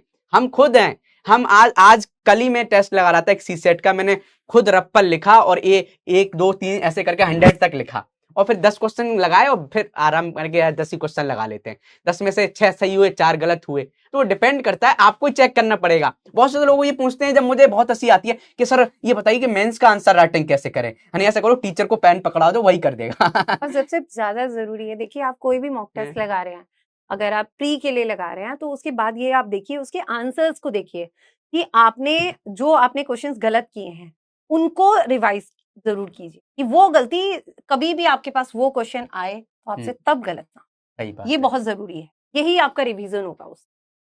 तो हाँ लिहा परवीन जी, मैम 2025 के लिए पहले मेंस की तैयारी करें या प्रीलिम्स की? दोनों तैयारी साथ साथ चलती है। जब हम 1 साल बाद एग्जाम देते हैं, मैम ऐसे हम लोग करते हैं, प्रीलिम्स भी साथ चलता है और मेंस भी इसका साथ चलता है। तो ये चीज आपको पता रहे, मेंस भी प्रीलिम्स एक साथ चलता है। हम पढ़ाई करते हैं, नॉलेज को बढ़ाते हैं, जब चीजें कवर हो जाती हैं, जो बुक्स हमें बताएगी वो सब पढ़ ली, फिर उसके बाद हम क्या करते हैं, फिर हम मेंस का नोट्स बनाना स्टार्ट करते हैं और प्रीलिम्स के लिए टेस्ट सीरीज लगाना स्टार्ट करते हैं। यही एक स्ट्रेटेजी है और इसको अपनाना है। प्री से पहले 3 महीने पहले आप बिल्कुल मेंस का छोड़ दीजिए, ये कोशिश कीजिए कि प्री से 3 महीने पहले आप सिर्फ प्री के ऊपर फोकस करें। उससे पहले आप मेंस की जो भी आंसर राइटिंग कर रहे थे, जिस तरीके से किताबों को पढ़ रहे थे, तो आप पढ़ते रहते, ठीक है। कबीर सर ने क्वेश्चन पूछा है कि सर क्योल, स्पेक्ट्रम, लक्ष्मीकांत के अलावा कोई और स्टैंडर्ड बुक? मुझे लगता है स्पेक्ट्रम, लक्ष्मीकांत और एनसीईआरटीज जो है, हिस्ट्री में एनसीईआरटीज हैं, बाकी नितिन सिंघानिया है कल्चर के लिए है, शंकर आईएएस करंट से हो जाता है, वो हो जाता करंट से हो जाता है। आप मान लीजिए करंट आप कर रहे हो तो आपका वहीं से क्या हो जाएगा, एनवायरमेंट की सब चीजें हो जाती है। करंट आप पढ़ रहे हो सही से, कोई भी एक आप मंथली मैगजीन किसी के पढ़ रहे हो तो मंथली मैगजीन ऐसी होती है कि आपके सिलेबस को बहुत पूरा कर देता है। मैं मॉक टेस्ट कहाँ से लें? पीडब्ल्यू से ले लो, दूसरी कोचिंग का अच्छा लगे जहां से ले लो, जो आपको बस कॉन्फिडेंस आना चाहिए। मार्केट में जाएंगे आपको बहुत कुछ मिल जाएगा। हाँ बहुत कुछ मिल जाएगा, जो अच्छा लगे वहां से कीजिए। आकांक्षा गुप्ता, मैम अभी क्या करें, मेंस या प्री की प्रिपरेशन? आकांक्षा गुप्ता जी क्वेश्चन अभी तो 4 मंथ हैं, 4 महीने हैं, तो अभी आप जो है प्री के लिए करंट साथ साथ करते रहिए, थोड़ा 1 महीने अभी आप और लगा सकते हैं कि मेंस का थोड़ा बहुत आंसर राइटिंग हाँ, करते आंसर रहें, राइटिंग कर सकते हैं। कर सकते हैं मैं अभी। बताऊं, जैसे मैम के साथ मैं अपनी स्ट्रेटेजी बताता हूँ। मैं आपकी जगह होता तो मैं क्या करता, और मैं शायद सोच भी रहा हूँ करने के लिए। मैं क्या करता, एक महीने में हम क्या करते, GS5 और GS6 के नोट्स बना लेता, एक महीने। और जैसे ही एक महीना, 3 महीने हमारे पास बचते, हम क्या करते, प्रीलिम्स और मेंस का कंबाइंड तैयारी करता एक महीने। और जैसे ही 2 महीने बचेंगे, 2 महीने पहले फिर कुछ नहीं करना, प्रीलिम्स का revision, test series, revision, test series, यही एक सबसे अच्छी नहीं, वो स्ट्रेटेजी है। डिपेंड करता है सबकी प्रिपरेशन के ऊपर। प्रिपरेशन अभी कैसे है? आपकी प्रिपरेशन काफी स्ट्रांग हालत में हाँ, है, तो आप ये वाला सजेस्ट कर सकते हैं, लेकिन उनके साथ हो सकता है स्थिति थोड़ी अलग अलग हो। हो, सही तो बात है। मैं एक स्टैंडर्ड बता रही हूँ कि 3 महीने पहले, मेंस से प्री से पहले 3 महीने पहले आपको सिर्फ प्री पे फोकस करना। तो बाकी ठीक है, और बताइए, और किसी क्वेश्चन हो तो ना, तो फिर हम सेशन को एंड कर देंगे। और कोई आप पूछना चाहते हो? बहुत से लोगों के ऐसे डाउट थे, हो सकता है नहीं यहाँ पर हम लोगों ने कवर कर पाए होंगे, तो जल्दी से जल्दी पूछ लीजिए। कैसा भी क्वेश्चन हो सकता है, पर्सनल लाइफ से रिलेटेड भी पूछ सकते हो। हाँ मैम, ये क्वेश्चन भी हम लोग कवर कर लेते हैं कि बहुत से लोग होते हैं, कभी कभी ऐसे लोग क्वेश्चन हो जाते हैं कि ये जो एज होती है 21-22 साल, और इसी में लोग तैयारी करते हैं, और इस एज में क्या होता है, गर्लफ्रेंड या बॉयफ्रेंड, गर्लफ्रेंड बनाना चाहता है, गर्लफ्रेंड बॉयफ्रेंड बनाना चाहता है।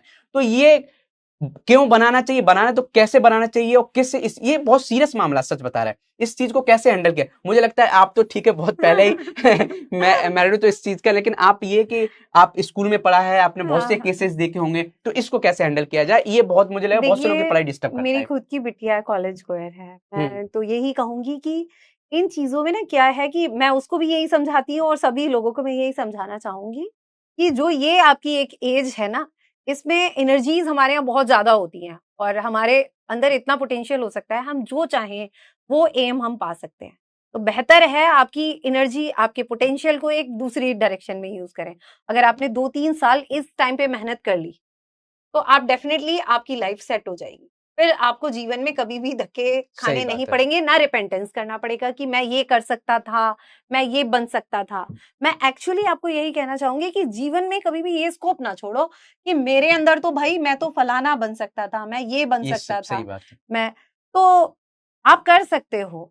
और जहां तक आपको लगता है कि आपका कोई फ्रेंड है आपकी, या कोई आपका मेल या फीमेल अपोजिट फ्रेंड है लाइक से, तो वो अगर आपको हेल्प कर रहा है टिल देन, आपको डाइवर्ट नहीं कर रहा, आपको डिस्टरबेंस नहीं क्रिएट कर रहा, तो मुझे नहीं लगता healthy friendship is something bad in that.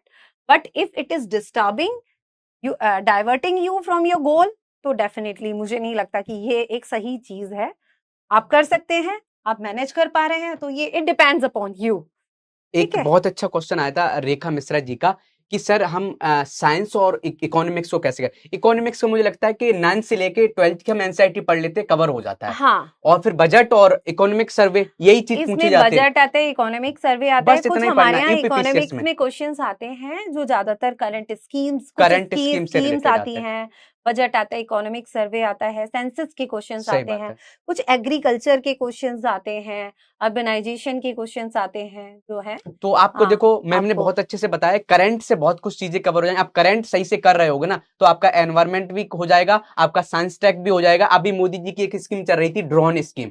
अब ड्रोन का क्वेश्चन डायरेक्ट पूछा जाएगा कि ड्रोन को एग्रीकल्चर में कैसे यूटिलाइज कर सकते हैं। अब ये साइंस ट्रैक का भी क्वेश्चन है, और ये इकोनॉमी का भी क्वेश्चन और है, ये मेंस में, एग्रीकल्चर और ये मेंस में मेंस पूछा में भी जाएगा। पूछा जाएगा। अब आप जिस पर्सन ने करंट पढ़ा होगा कि ड्रोन को हम पेस्टिसाइड यूज कर सकते हैं, मोदी जी की स्पीच जिसने सुनी होगी लिख सकता है कि हम ड्रोन को पेस्टिसाइड में छिड़काव करने में यूज कर सकते हैं। हम ड्रोन्स को क्या कर सकते हैं, हम मैपिंग में भी काम कर सकते हैं, कहां पर हमारा वाटर सिस्टम कैसा है, तो कई तरीके से यूज कर सकते हैं। और जो पर्सन ऐसे करके लिख देगा, अच्छे आंसर मिल जाएंगे। तो करंट जो होता है, करंट से बहुत सी सिलेबस बहुत ज्यादा कवर होता है, वो करंट से होता है। लेकिन वही बात है, करंट तभी समझ में आएगा जब आपने स्टैटिक सही से पढ़ा होगा। तो स्टैटिक आपको सही से पढ़ना है। ठीक है, और कुछ पूछना है मैम? एनवायरमेंट में आपने कोई बुक पढ़ी, बता दीजिए, नेहा चौहान देखिए, जी की। इन्वायरमेंट एंड बायोडाइवर्सिटी का वो क्लास 12th का एक चैप्टर है, वो कर लेंगे, इकोलॉजी, तो आपकी कवर अप हो जाएगी। बाकी आपको पीवाईक्यूज आप लगा लेंगे तो सफिशिएंट हो जाता है, जैसे क्वेश्चंस एनवायरमेंट के आते हैं। बाकी करंट बेस्ड क्वेश्चंस होते हैं कि कोई रामसर साइट जो है हम्म। इसमें इसमें ऐड हुआ है। सही बात है। बाकी ऐसे कोई ज्यादा क्वेश्चंस इसमें आते नहीं है, रिपीटेड क्वेश्चंस ज्यादा आ रहे हैं। मोहम्मद फारूक जी का क्वेश्चन है, good evening sir, madam consistency को पढ़ाई के साथ कैसे बनाए रखें? अब ये कंसिस्टेंसी का मतलब ही है लगे रहो, लगे रहो। वो मूवी है ना, रीस्टार्ट। रीस्टार्ट मैं एक तो नहीं बार दे आप पाऊँ। फेल हो गए तो दोबारा आपको दोबारा करना से है। रीस्टार्ट करना पड़ेगा। हाँ, आपको करना है। डर पर होना चाहिए, मुझे लगता है कि लाइफ में स्ट्रेस होना भी बहुत जरूरी हाँ, है। स्ट्रेस क्या करता है, आपको एक फोकस करता है। अब जिसकी लाइफ में कोई समस्या ही नहीं है मैम, उसे क्या है, ठीक है खाने को मिल रहा है, चलो सो लेते हैं आराम से। और कंसिस्टेंसी के लिए आप एक चीज कर सकते हैं। कई बार ऐसा होता है कि हमारा एक अटेम्प्ट में नहीं हुआ, दूसरे अटेम्प्ट में तो हम थोड़ा सा बुक्स, माहौल थोड़ा बदल के, किताबें, टेस्ट सीरीज दूसरी ला के हम करेंगे, तो इस तरीके से भी हमें थोड़ा नयापन लगेगा। और लेकिन हमने छोड़ना नहीं है, ट्रैक से डाइवर्ट नहीं होना है, कंसिस्टेंटली आपको पढ़ते रहना है। शिखा जी बोलिए, सर मेरी एज अभी 19 ईयर है, मैं सारे सब्जेक्ट को अच्छे से टाइम नहीं दे पा रही हूँ, मेरी हैबिट नहीं है इतना पढ़ने की। तो देखो कोई भी चीज, मैम थोड़ा आंसर आप दीजिए, कम आप सही से दीजिए, बहुत अच्छा समझा सकते हैं देखिए आप इनको। बच्चे आप ना 19 इयर्स के हैं, मैं समझ रही हूँ कि 19 इयर्स तो जबकि एक यंग एज होती है, आपके अंदर तो ज्यादा एनर्जी होगी हमसे। जब हमने स्टार्ट किया दैट टाइम आई वाज 38, तो मेरे लिए तो और हो सकता है कि एनर्जी लेवल भी कम होगा। तो मुझे लगता है आप मेरे से बेहतर एज में हो एनर्जी के सही हिसाब बात है। से, क्योंकि एज के साथ हेल्थ इश्यूज आते हैं। तो यही कहूंगी कि आप करेंगे तो होगा। अगर आपने इतना बड़ा गोल अपने लिए चूज किया है, एक आप चाहते हैं एक सिविल सर्वेंट बनना, तो डेफिनेटली मेहनत तो आप ही को करनी पड़ेगी। वो कहते हैं ना, लहरों से डर के नौका प्यार वाह, नहीं होती। सही बात है। तो आपको डरना नहीं है, लगे रहना है बस। तो देख लो भाई, मेहनत तो करना पड़ेगा, कंसिस्टेंसी के साथ पढ़ाई करना है। और दूसरा क्या है कि आंसर राइटिंग कब करें, ये मैम ने बहुत कई बार इसका आंसर दिया, और बार बार लोग पूछ रहे हैं, फातिमा जी ने भी पूछ लिया है। आपको जब कॉन्फिडेंस आ जाए, जब आपका सिलेबस कंप्लीट हो गया, जब आपका पूरा स्टैंडर्ड बुक्स पढ़ लिए, तो फिर आप पीवाई की उठाइए, 2018 का पेपर डाउनलोड कर लीजिए। 2018 ही से मेंस स्टार्ट हुआ यूपीपीसीएस में। 2018 क्वेश्चन आप देखिए और लिखिए, और फिर किसी को शेयर कीजिए, अच्छे से समझ में आ जाएगा कैसे कैसे हमें क्या गलती कर रहा है। उसका मॉडल आंसर भी मिल जाएगा। मॉडल आंसर आप कहीं भी चले जाओ, या तो बुक ले लो या पीडीएफ कहीं मिल बिल्कुल। जाएगी। तो ऐसे आप स्टार्ट कर सकते हो। और करंट अफेयर कैसे करना है, करंट अफेयर मुझे लगता है मैम, करंट अफेयर्स कितना एनफ रहता है प्रीलिम्स के लिए, कितने साल का? करंट अफेयर प्रीलिम के लिए वैसे तो ये लोग बोलते हैं 1 साल का करंट अफेयर आता है, हम्म। लेकिन जहां तक हमें जो लगता है वो 6 महीने पुराना करंट अफेयर आता है। अगर हम्म। जैसे कि इनकेस एग्जाम, अभी क्या है एग्जाम का डेट? अभी है जुलाई में होगा, जुलाई का डेट नहीं दिया, बस जुलाई में। जुलाई के अगर फर्स्ट वीक में एग्जाम है, तो जून का करंट अफेयर आपको नहीं करना है। हम्म। मई तक का आपका करंट अफेयर आएगा। हम्म। मई से लेके मतलब 5-6 मंथ का करंट अफेयर प्रोमिनेंटली ये लोग पूछते हैं। समझ और गया। ये लोग कहते हैं कि 1 साल पुराना करंट अफेयर आ सकता है, लेकिन आपको 6 महीने वाला करंट अफेयर कंठस्थ कर देना है। बहुत अच्छे से मैम हाँ। की मुझे अभी भी स्टडी पता है, मैम का एक वीडियो भी पड़ा है हमारे साथ, हमने पॉडकास्ट किया था। तो मैम ने ये बोला था कि 1 साल का करंट जो भी है, कोई भी एग्जाम आपका जुलाई में हो रहा है, तो जुलाई का मतलब ये है कि जुलाई से पहले जून है ना, तो जून को छोड़ के मई से मई, मई से आप देखोगे 1 साल का पूरा सा पूरा करंट अफेयर्स पता होना चाहिए। कोई भी, चाहे कोई इवेंट हुआ हो, चाहे मोदी जी ने कोई स्कीम निकाली हो, हर चीज पता होनी चाहिए। तो ये चीज आपको अच्छे से करना है। मैम आईक्यू लेवल ज्यादा कैसे बढ़ाएं, वो प्रैक्टिस है। मुझे लगता है ये आईक्यू लेवल कैसे, जैसे आईक्यू लेवल सब में बराबर है। सब वो में बराबर। आइंस्टीन कहते हैं कि हाँ, वो सबकी जो है, सबके दिमाग में सेम नंबर ऑफ न्यूरॉन्स है, यू हाँ। Need just to activate them. और ये दिमाग जो है, इसको डब्बा मत बनाइए, ज्यादा से ज्यादा मेहनत करेंगे डेफिनेटली आपके अंदर भी उतना ही है। एक स्वीटी सिंह का बहुत अच्छा क्वेश्चन है, जो हमारे साथ भी इशू होता था कि जिस दिन हम पढ़ाई नहीं करते एंजाइटी हो जाती है, और वो उन लोगों को होती है जो सीरियस होते हैं। एग्जैक्ट सही बता रहे हैं सबके। एग्जैक्टली मैम आपको होती थी एंजाइटी? बिल्कुल होती थी। तो देखो इनफैक्ट आप मैं सही कई जगह बार हो। गलती से अगर मैं कोई फंक्शन में, सोशल गैदरिंग में चली गई, तो मुझे एंजाइटी होने लगती थी। मुझे लगता था कि दिन बर्बाद हो गया है। इनफैक्ट दिवाली के दिनों में भी मैंने पढ़ाई की है। अब बताओ, आप सोच हाँ। सकते हो। तो देखो आप सीरियस हो तो आपको एंजाइटी होना बहुत आसान है, लेकिन उस चीज को हैंडल करो। स्ट्रेस भी एक लिमिट में रखो। अभी ये नहीं कि इतना हैंडल कर रहे हो, नींद नहीं आ रही है। या अभी एक पर्सन का भी, किसी ने क्वेश्चन भी पूछा था कि हम जब पढ़ते हैं तो ज्यादा थॉट आते हैं, तो वो थॉट जब आते हैं जब हमारा मेंटल हेल्थ थोड़ा डिस्टर्ब चल रहा होता है। जी। तो उसके लिए क्या करो, आराम से 7 घंटे मिनिमम तो सोइए, जो मुझे लगता है देखिए, आपका नींद जो है, आपको बहुत जरूरी स्लीप है। पैटर्न बिल्कुल सही होना जरूरी है। आपको कंसिस्टेंटली पढ़ाई करनी है। इसका मतलब ये नहीं है कि आपको सोना नहीं है, आपको सोना है, खाना पीना है, थोड़ा एक्सरसाइज भी करें, सही बात है। मेडिटेशन करें, और keep yourself with the positive people. ऐसे लोगों के सराउंडिंग्स में रहें जो आपको मोटिवेट करें, अच्छी बातें, अच्छे लोगों के बीच में बैठे, और बाकी एक थोड़ा सा प्लानिंग के साथ करेंगे तो डेफिनेटली आपको रिजल्ट मिलेंगे। न्यूज़पेपर हिंदी मीडियम के लिए कौन सा यूज करें? दैनिक जागरण पढ़ लिया करो भाई, ठीक है। दैनिक जागरण। और ये क्वेश्चन है कि मैम क्या करें, सब्जेक्ट पीवाईक्यू करने चाहिए और कितने ईयर के करने चाहिए। तो ये डिपेंड ऐसा करता है, ऐसा क्वेश्चन ऐसा कि कितने लाइफ में कितना कितना मनी चाहिए, ऐसा ही क्वेश्चन है ना। अब आपका लगता है कि भाई हमारा 5 साल में हो सकता है कॉन्फिडेंस क्रिएट, तो 5 साल के क्वेश्चन से लगा लो, नहीं है तो 10 साल के लगा लो। हम नहीं तो कह नहीं, रहे लगा लेना चाहिए, क्योंकि एक्चुअली पीवाईक्यू करने में कोई नुकसान नहीं है। नुकसान 10 नहीं है। साल के कर लेंगे तो ये है, कई बार ऐसा होता है वो पुराने क्वेश्चन से रिपीट भी हो जाते हैं, उस फॉर्म में नहीं, पहले जैसे कि वो डायरेक्ट क्वेश्चन पूछा सही करता बात है। था, कि अब ये उन 4 क्वेश्चनों को इकट्ठा इकट्ठा कर करके देते हैं। टेबल की फॉर्म में, मैचिंग की फॉर्म में सही बात हमसे है। क्वेश्चन पूछ रहे हैं।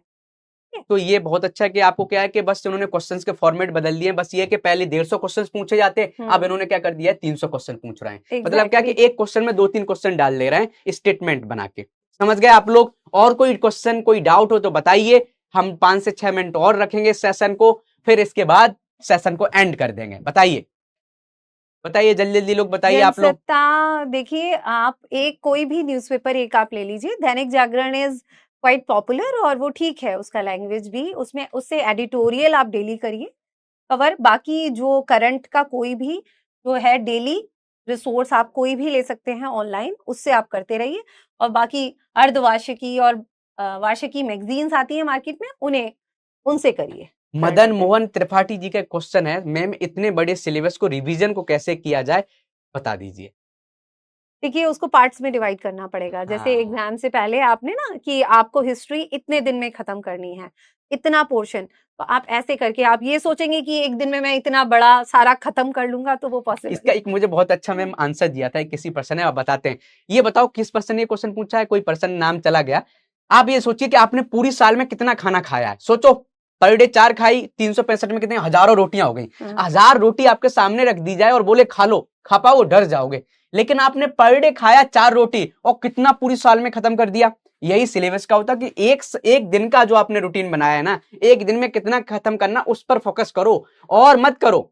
हमसे भी होता है गलती, मेरी भी अभी हैबिट क्या है, मैं अभी एंजाइटी ले, जब मेरे पास बुक्स मुझे दिखाई देती हैं कि स्पेक्ट्रम पढ़ी है, पॉलिटी पढ़ी है, ये पढ़ा है, तो एंजाइटी होती है। लेकिन वो उसमें मत ध्यान दिया करो, एक दिन में कितना पढ़ना है, एक चैप्टर पढ़ना है। तो धीरे धीरे जो डे का आप टारगेट पूरा करोगे ना, तो पूरा रिवीजन साल में बहुत कुछ हो जाता है, सब कुछ कवर हो जाता है। लेकिन वही बात है कंसिस्टेंसी के साथ, कंसिस्टेंसी बहुत जरूरी है। मंथली मैगजीन कौन सा करें, तो देखो मैम का अलग है, मंथली में उस समय अलग थे, अब रिसोर्सेज बदल रहे हैं। पीडब्ल्यू का कर सकते हो, और जो अच्छा लगे दूसरे का कर सकते हो। राम वर्मा जी क्या है कि मैम जॉब के साथ कितने घंटे पढ़े। देखिए जॉब के साथ भी आपको 4-5, आप डिपेंड करता है ना आपकी जॉब कैसी है। लेकिन हाँ, आपको मैंने बोला ना कि 5-6 घंटे तो डेली ये पढ़ाई एग्जाम मांगता है, हो नहीं पाएगा फिर आपकी तैयारी। रेखा मिश्रा जी बोले सर प्रीलिम्स 2 बार दिया निकला नहीं, होपलेस कैसे करें। तो कहने का आप कैसे करें मैम बताइए, 2 प्रीलिम्स नहीं निकले इनको, आप क्या सजेशन देंगे। देखिए आप ना 2 प्रीलिम्स आपके क्यों नहीं निकले, आप अपने खुद क्वेश्चंस को एनालाइज कीजिए कि आपने कितने क्वेश्चंस अटेम्प्ट किए थे, कितनी आपने गलती की थी। ये आपको देखने से आपको अपने वीकर एरियाज पता चल जाएंगे। आपने पॉलिटी के क्वेश्चंस गलत किए हैं, जैसे मुझे पहली बार में पता चला कि मेरा पॉलिटी बहुत वीक, तो मैंने अपनी पॉलिटी को इतना स्ट्रॉन्ग किया कि मैंने सारे सेक्शंस के लिए पूरे नोट्स बना डाले। सारे सेक्शंस को प्रॉपर एक 3-4 पेजों में सारे सेक्शंस लिख डाले। उसके बाद मेरे से कभी भी कोई सेक्शन पूछा जाता था तो मैं 1 मिनट में उसका आंसर कर पाती थी। तो इससे ना हमें अपने समझना पड़ेगा, हमें खुद अपनी गलतियां ढूंढनी और फिर से ट्राई करना है, रीस्टार्ट करना है। तो डेफिनेटली देखो बहुत अच्छे से हम लोगों ने सेशन को किया है, बहुत अच्छी से चीजें समझ में आ गई होंगी। बस ये एक कंक्लूजन निकल के आया है कि मेहनत तो करनी पड़ेगी। आज मैम इस मुकाम पर हैं, एक गुमनाम था, एक बोलते ना कि आपको कोई नहीं जानता, लेकिन सक्सेस मिल जाए तो सब जानते हैं। लेकिन सक्सेस तब मिलती है कि आपको कुछ समय के लिए गुमनाम होना पड़ेगा, कमरे में बैठ के पढ़ाई करनी पड़ेगी। समझ गया ना, प्रायोरिटीज आपको बनानी पड़ेंगी अपनी। तो उन प्रायोरिटीज के अकॉर्डिंग पढ़ाई करो, अपने टारगेट्स बनाओ और ड्रीम्स जो हैं उनको खोने मत देना है। आप बताओ मैम से आप ये सीख सकते हो कि इतने साल निकल शादी होने के बाद अपने ड्रीम्स के लिए फाइट किया, यही सबसे बड़ी और यही इंसान को महान बनाता है। महान ये नहीं कि कोई पर्सन महान पैदा होता है, आपके ड्रीम्स कितने, उन ड्रीम्स के लिए आप कितना फाइट करते हो। कुछ लोग बहुत जल्दी गिव अप कर देते हैं, तो मतलब क्या है कि आपका गिव अप एटीट्यूड है। कुछ लोग गिव अप नहीं करते हैं, तो एटीट्यूड ही है जो पर्सन को महान बनाता है। तो लगे रहिए, मेहनत करते रहिए, जरूर आप सक्सेसफुल होंगे। और मैम के बारे में जैसे मैं बताऊं, सच बताऊं, मैम से मैं बहुत लगभग, आप देखो कब भी हमने जब भी हेल्प मांगी होगी आप लोगों के रिलेटेड, तो मैम ने हमेशा क्या टाइम दिया होगा। टाइम दिया होगा, तो ये बहुत अच्छा नेचर है। हम लोग सेशन करते रहेंगे। कभी कभी मैंने मैम से बोला भी था, अभी ट्रेनिंग में शायद गई थी यूपी, हर मैम 10 तारीख को टेलीग्राम सेशन करते हैं। बोले योगेंद्र कर लेंगे लेकिन अभी हम बिजी हैं। तो फिर हमने सोचा अरे आप यहीं हैं तो मैम कर ही लेते हैं। बोले क्लास में करते हैं। बोले ठीक है क्लास में कर लेंगे। तो मेहनत करो, आंसर राइटिंग करो। नहीं कोई चेक करता है, आप कोई ग्रुप बना लो, 4 5 20 25 लोग मिलकर बना लो, उसमें शेयर करो, मुझे ऐड कर लो। लेकिन ये नहीं कि आप पर्सनली भेजे जा रहे हैं। आप स्टूडेंट इतने हैं मैम, सबका रिप्लाई देना मुश्किल हो जाता है। तो वो चीजें बहुत सी दिक्कतें रहती हैं। मैम से फिर हम सेशन कर लेंगे। देखो आप टेलीग्राम इसको आप ज्वाइन कर लेना जब कभी टाइम मिलेगा। तो आप देख सकते हो क्या है, ये भी बता देता हूं। योगेंद्रा सर आप इस वाले टेलीग्राम को ज्वाइन कर लीजिए। मैम का कभी सेशन भी कर लेंगे जब आपको लगे कोई दिक्कत होगा। जैसे बस आज बहुत अच्छा सेशन रहा है, शॉर्टकट तरीके में सिस्टमेटिक वे से मैम ने बता दिया है। मैम को बहुत बहुत धन्यवाद। और कुछ बोलना चाहती हैं एट लास्ट, कुछ एक कोई सजेशन देना चाहती हैं, आपकी लाइफ का कोई एक्सपीरियंस, जो एक मैसेज, एक लाइन में 2 लाइन में जो आप बताना नहीं, चाहते अंत हैं। में आप लोगों से सिर्फ यही कहूंगी कि कौन कहता है आसमां में सुराख नहीं हो सकता, एक पत्थर तो तबीयत से उछालो यार। तो कौन कहता है कि आप गोल्स पूरे नहीं कर सकते? आप मैरिड हैं, आप छोटे शहर से हैं, आप तो कर नहीं सकती, आपके अंदर पोटेंशियल कम है। तो ये सारी चीजें ना अपने पीछे छोड़ दीजिए और मेहनत कीजिए। 2 3 वर्ष अपने आप को दीजिए। ये परीक्षा कोई संघर्ष है, बहुत बलिदान करना पड़ेगा, बहुत बहुत सारी चीजें जो आपको पसंद होंगी वो छोड़नी पड़ेंगी, लेकिन डेफिनेटली आपको सफलता मिलेगी। बस लगे रहिए। चलिए ऑल द बेस्ट, मेहनत करते रहिए। बहुत अच्छा लगा, बहुत बहुत धन्यवाद ma'am, thank you, bye bye, all the take care. Best.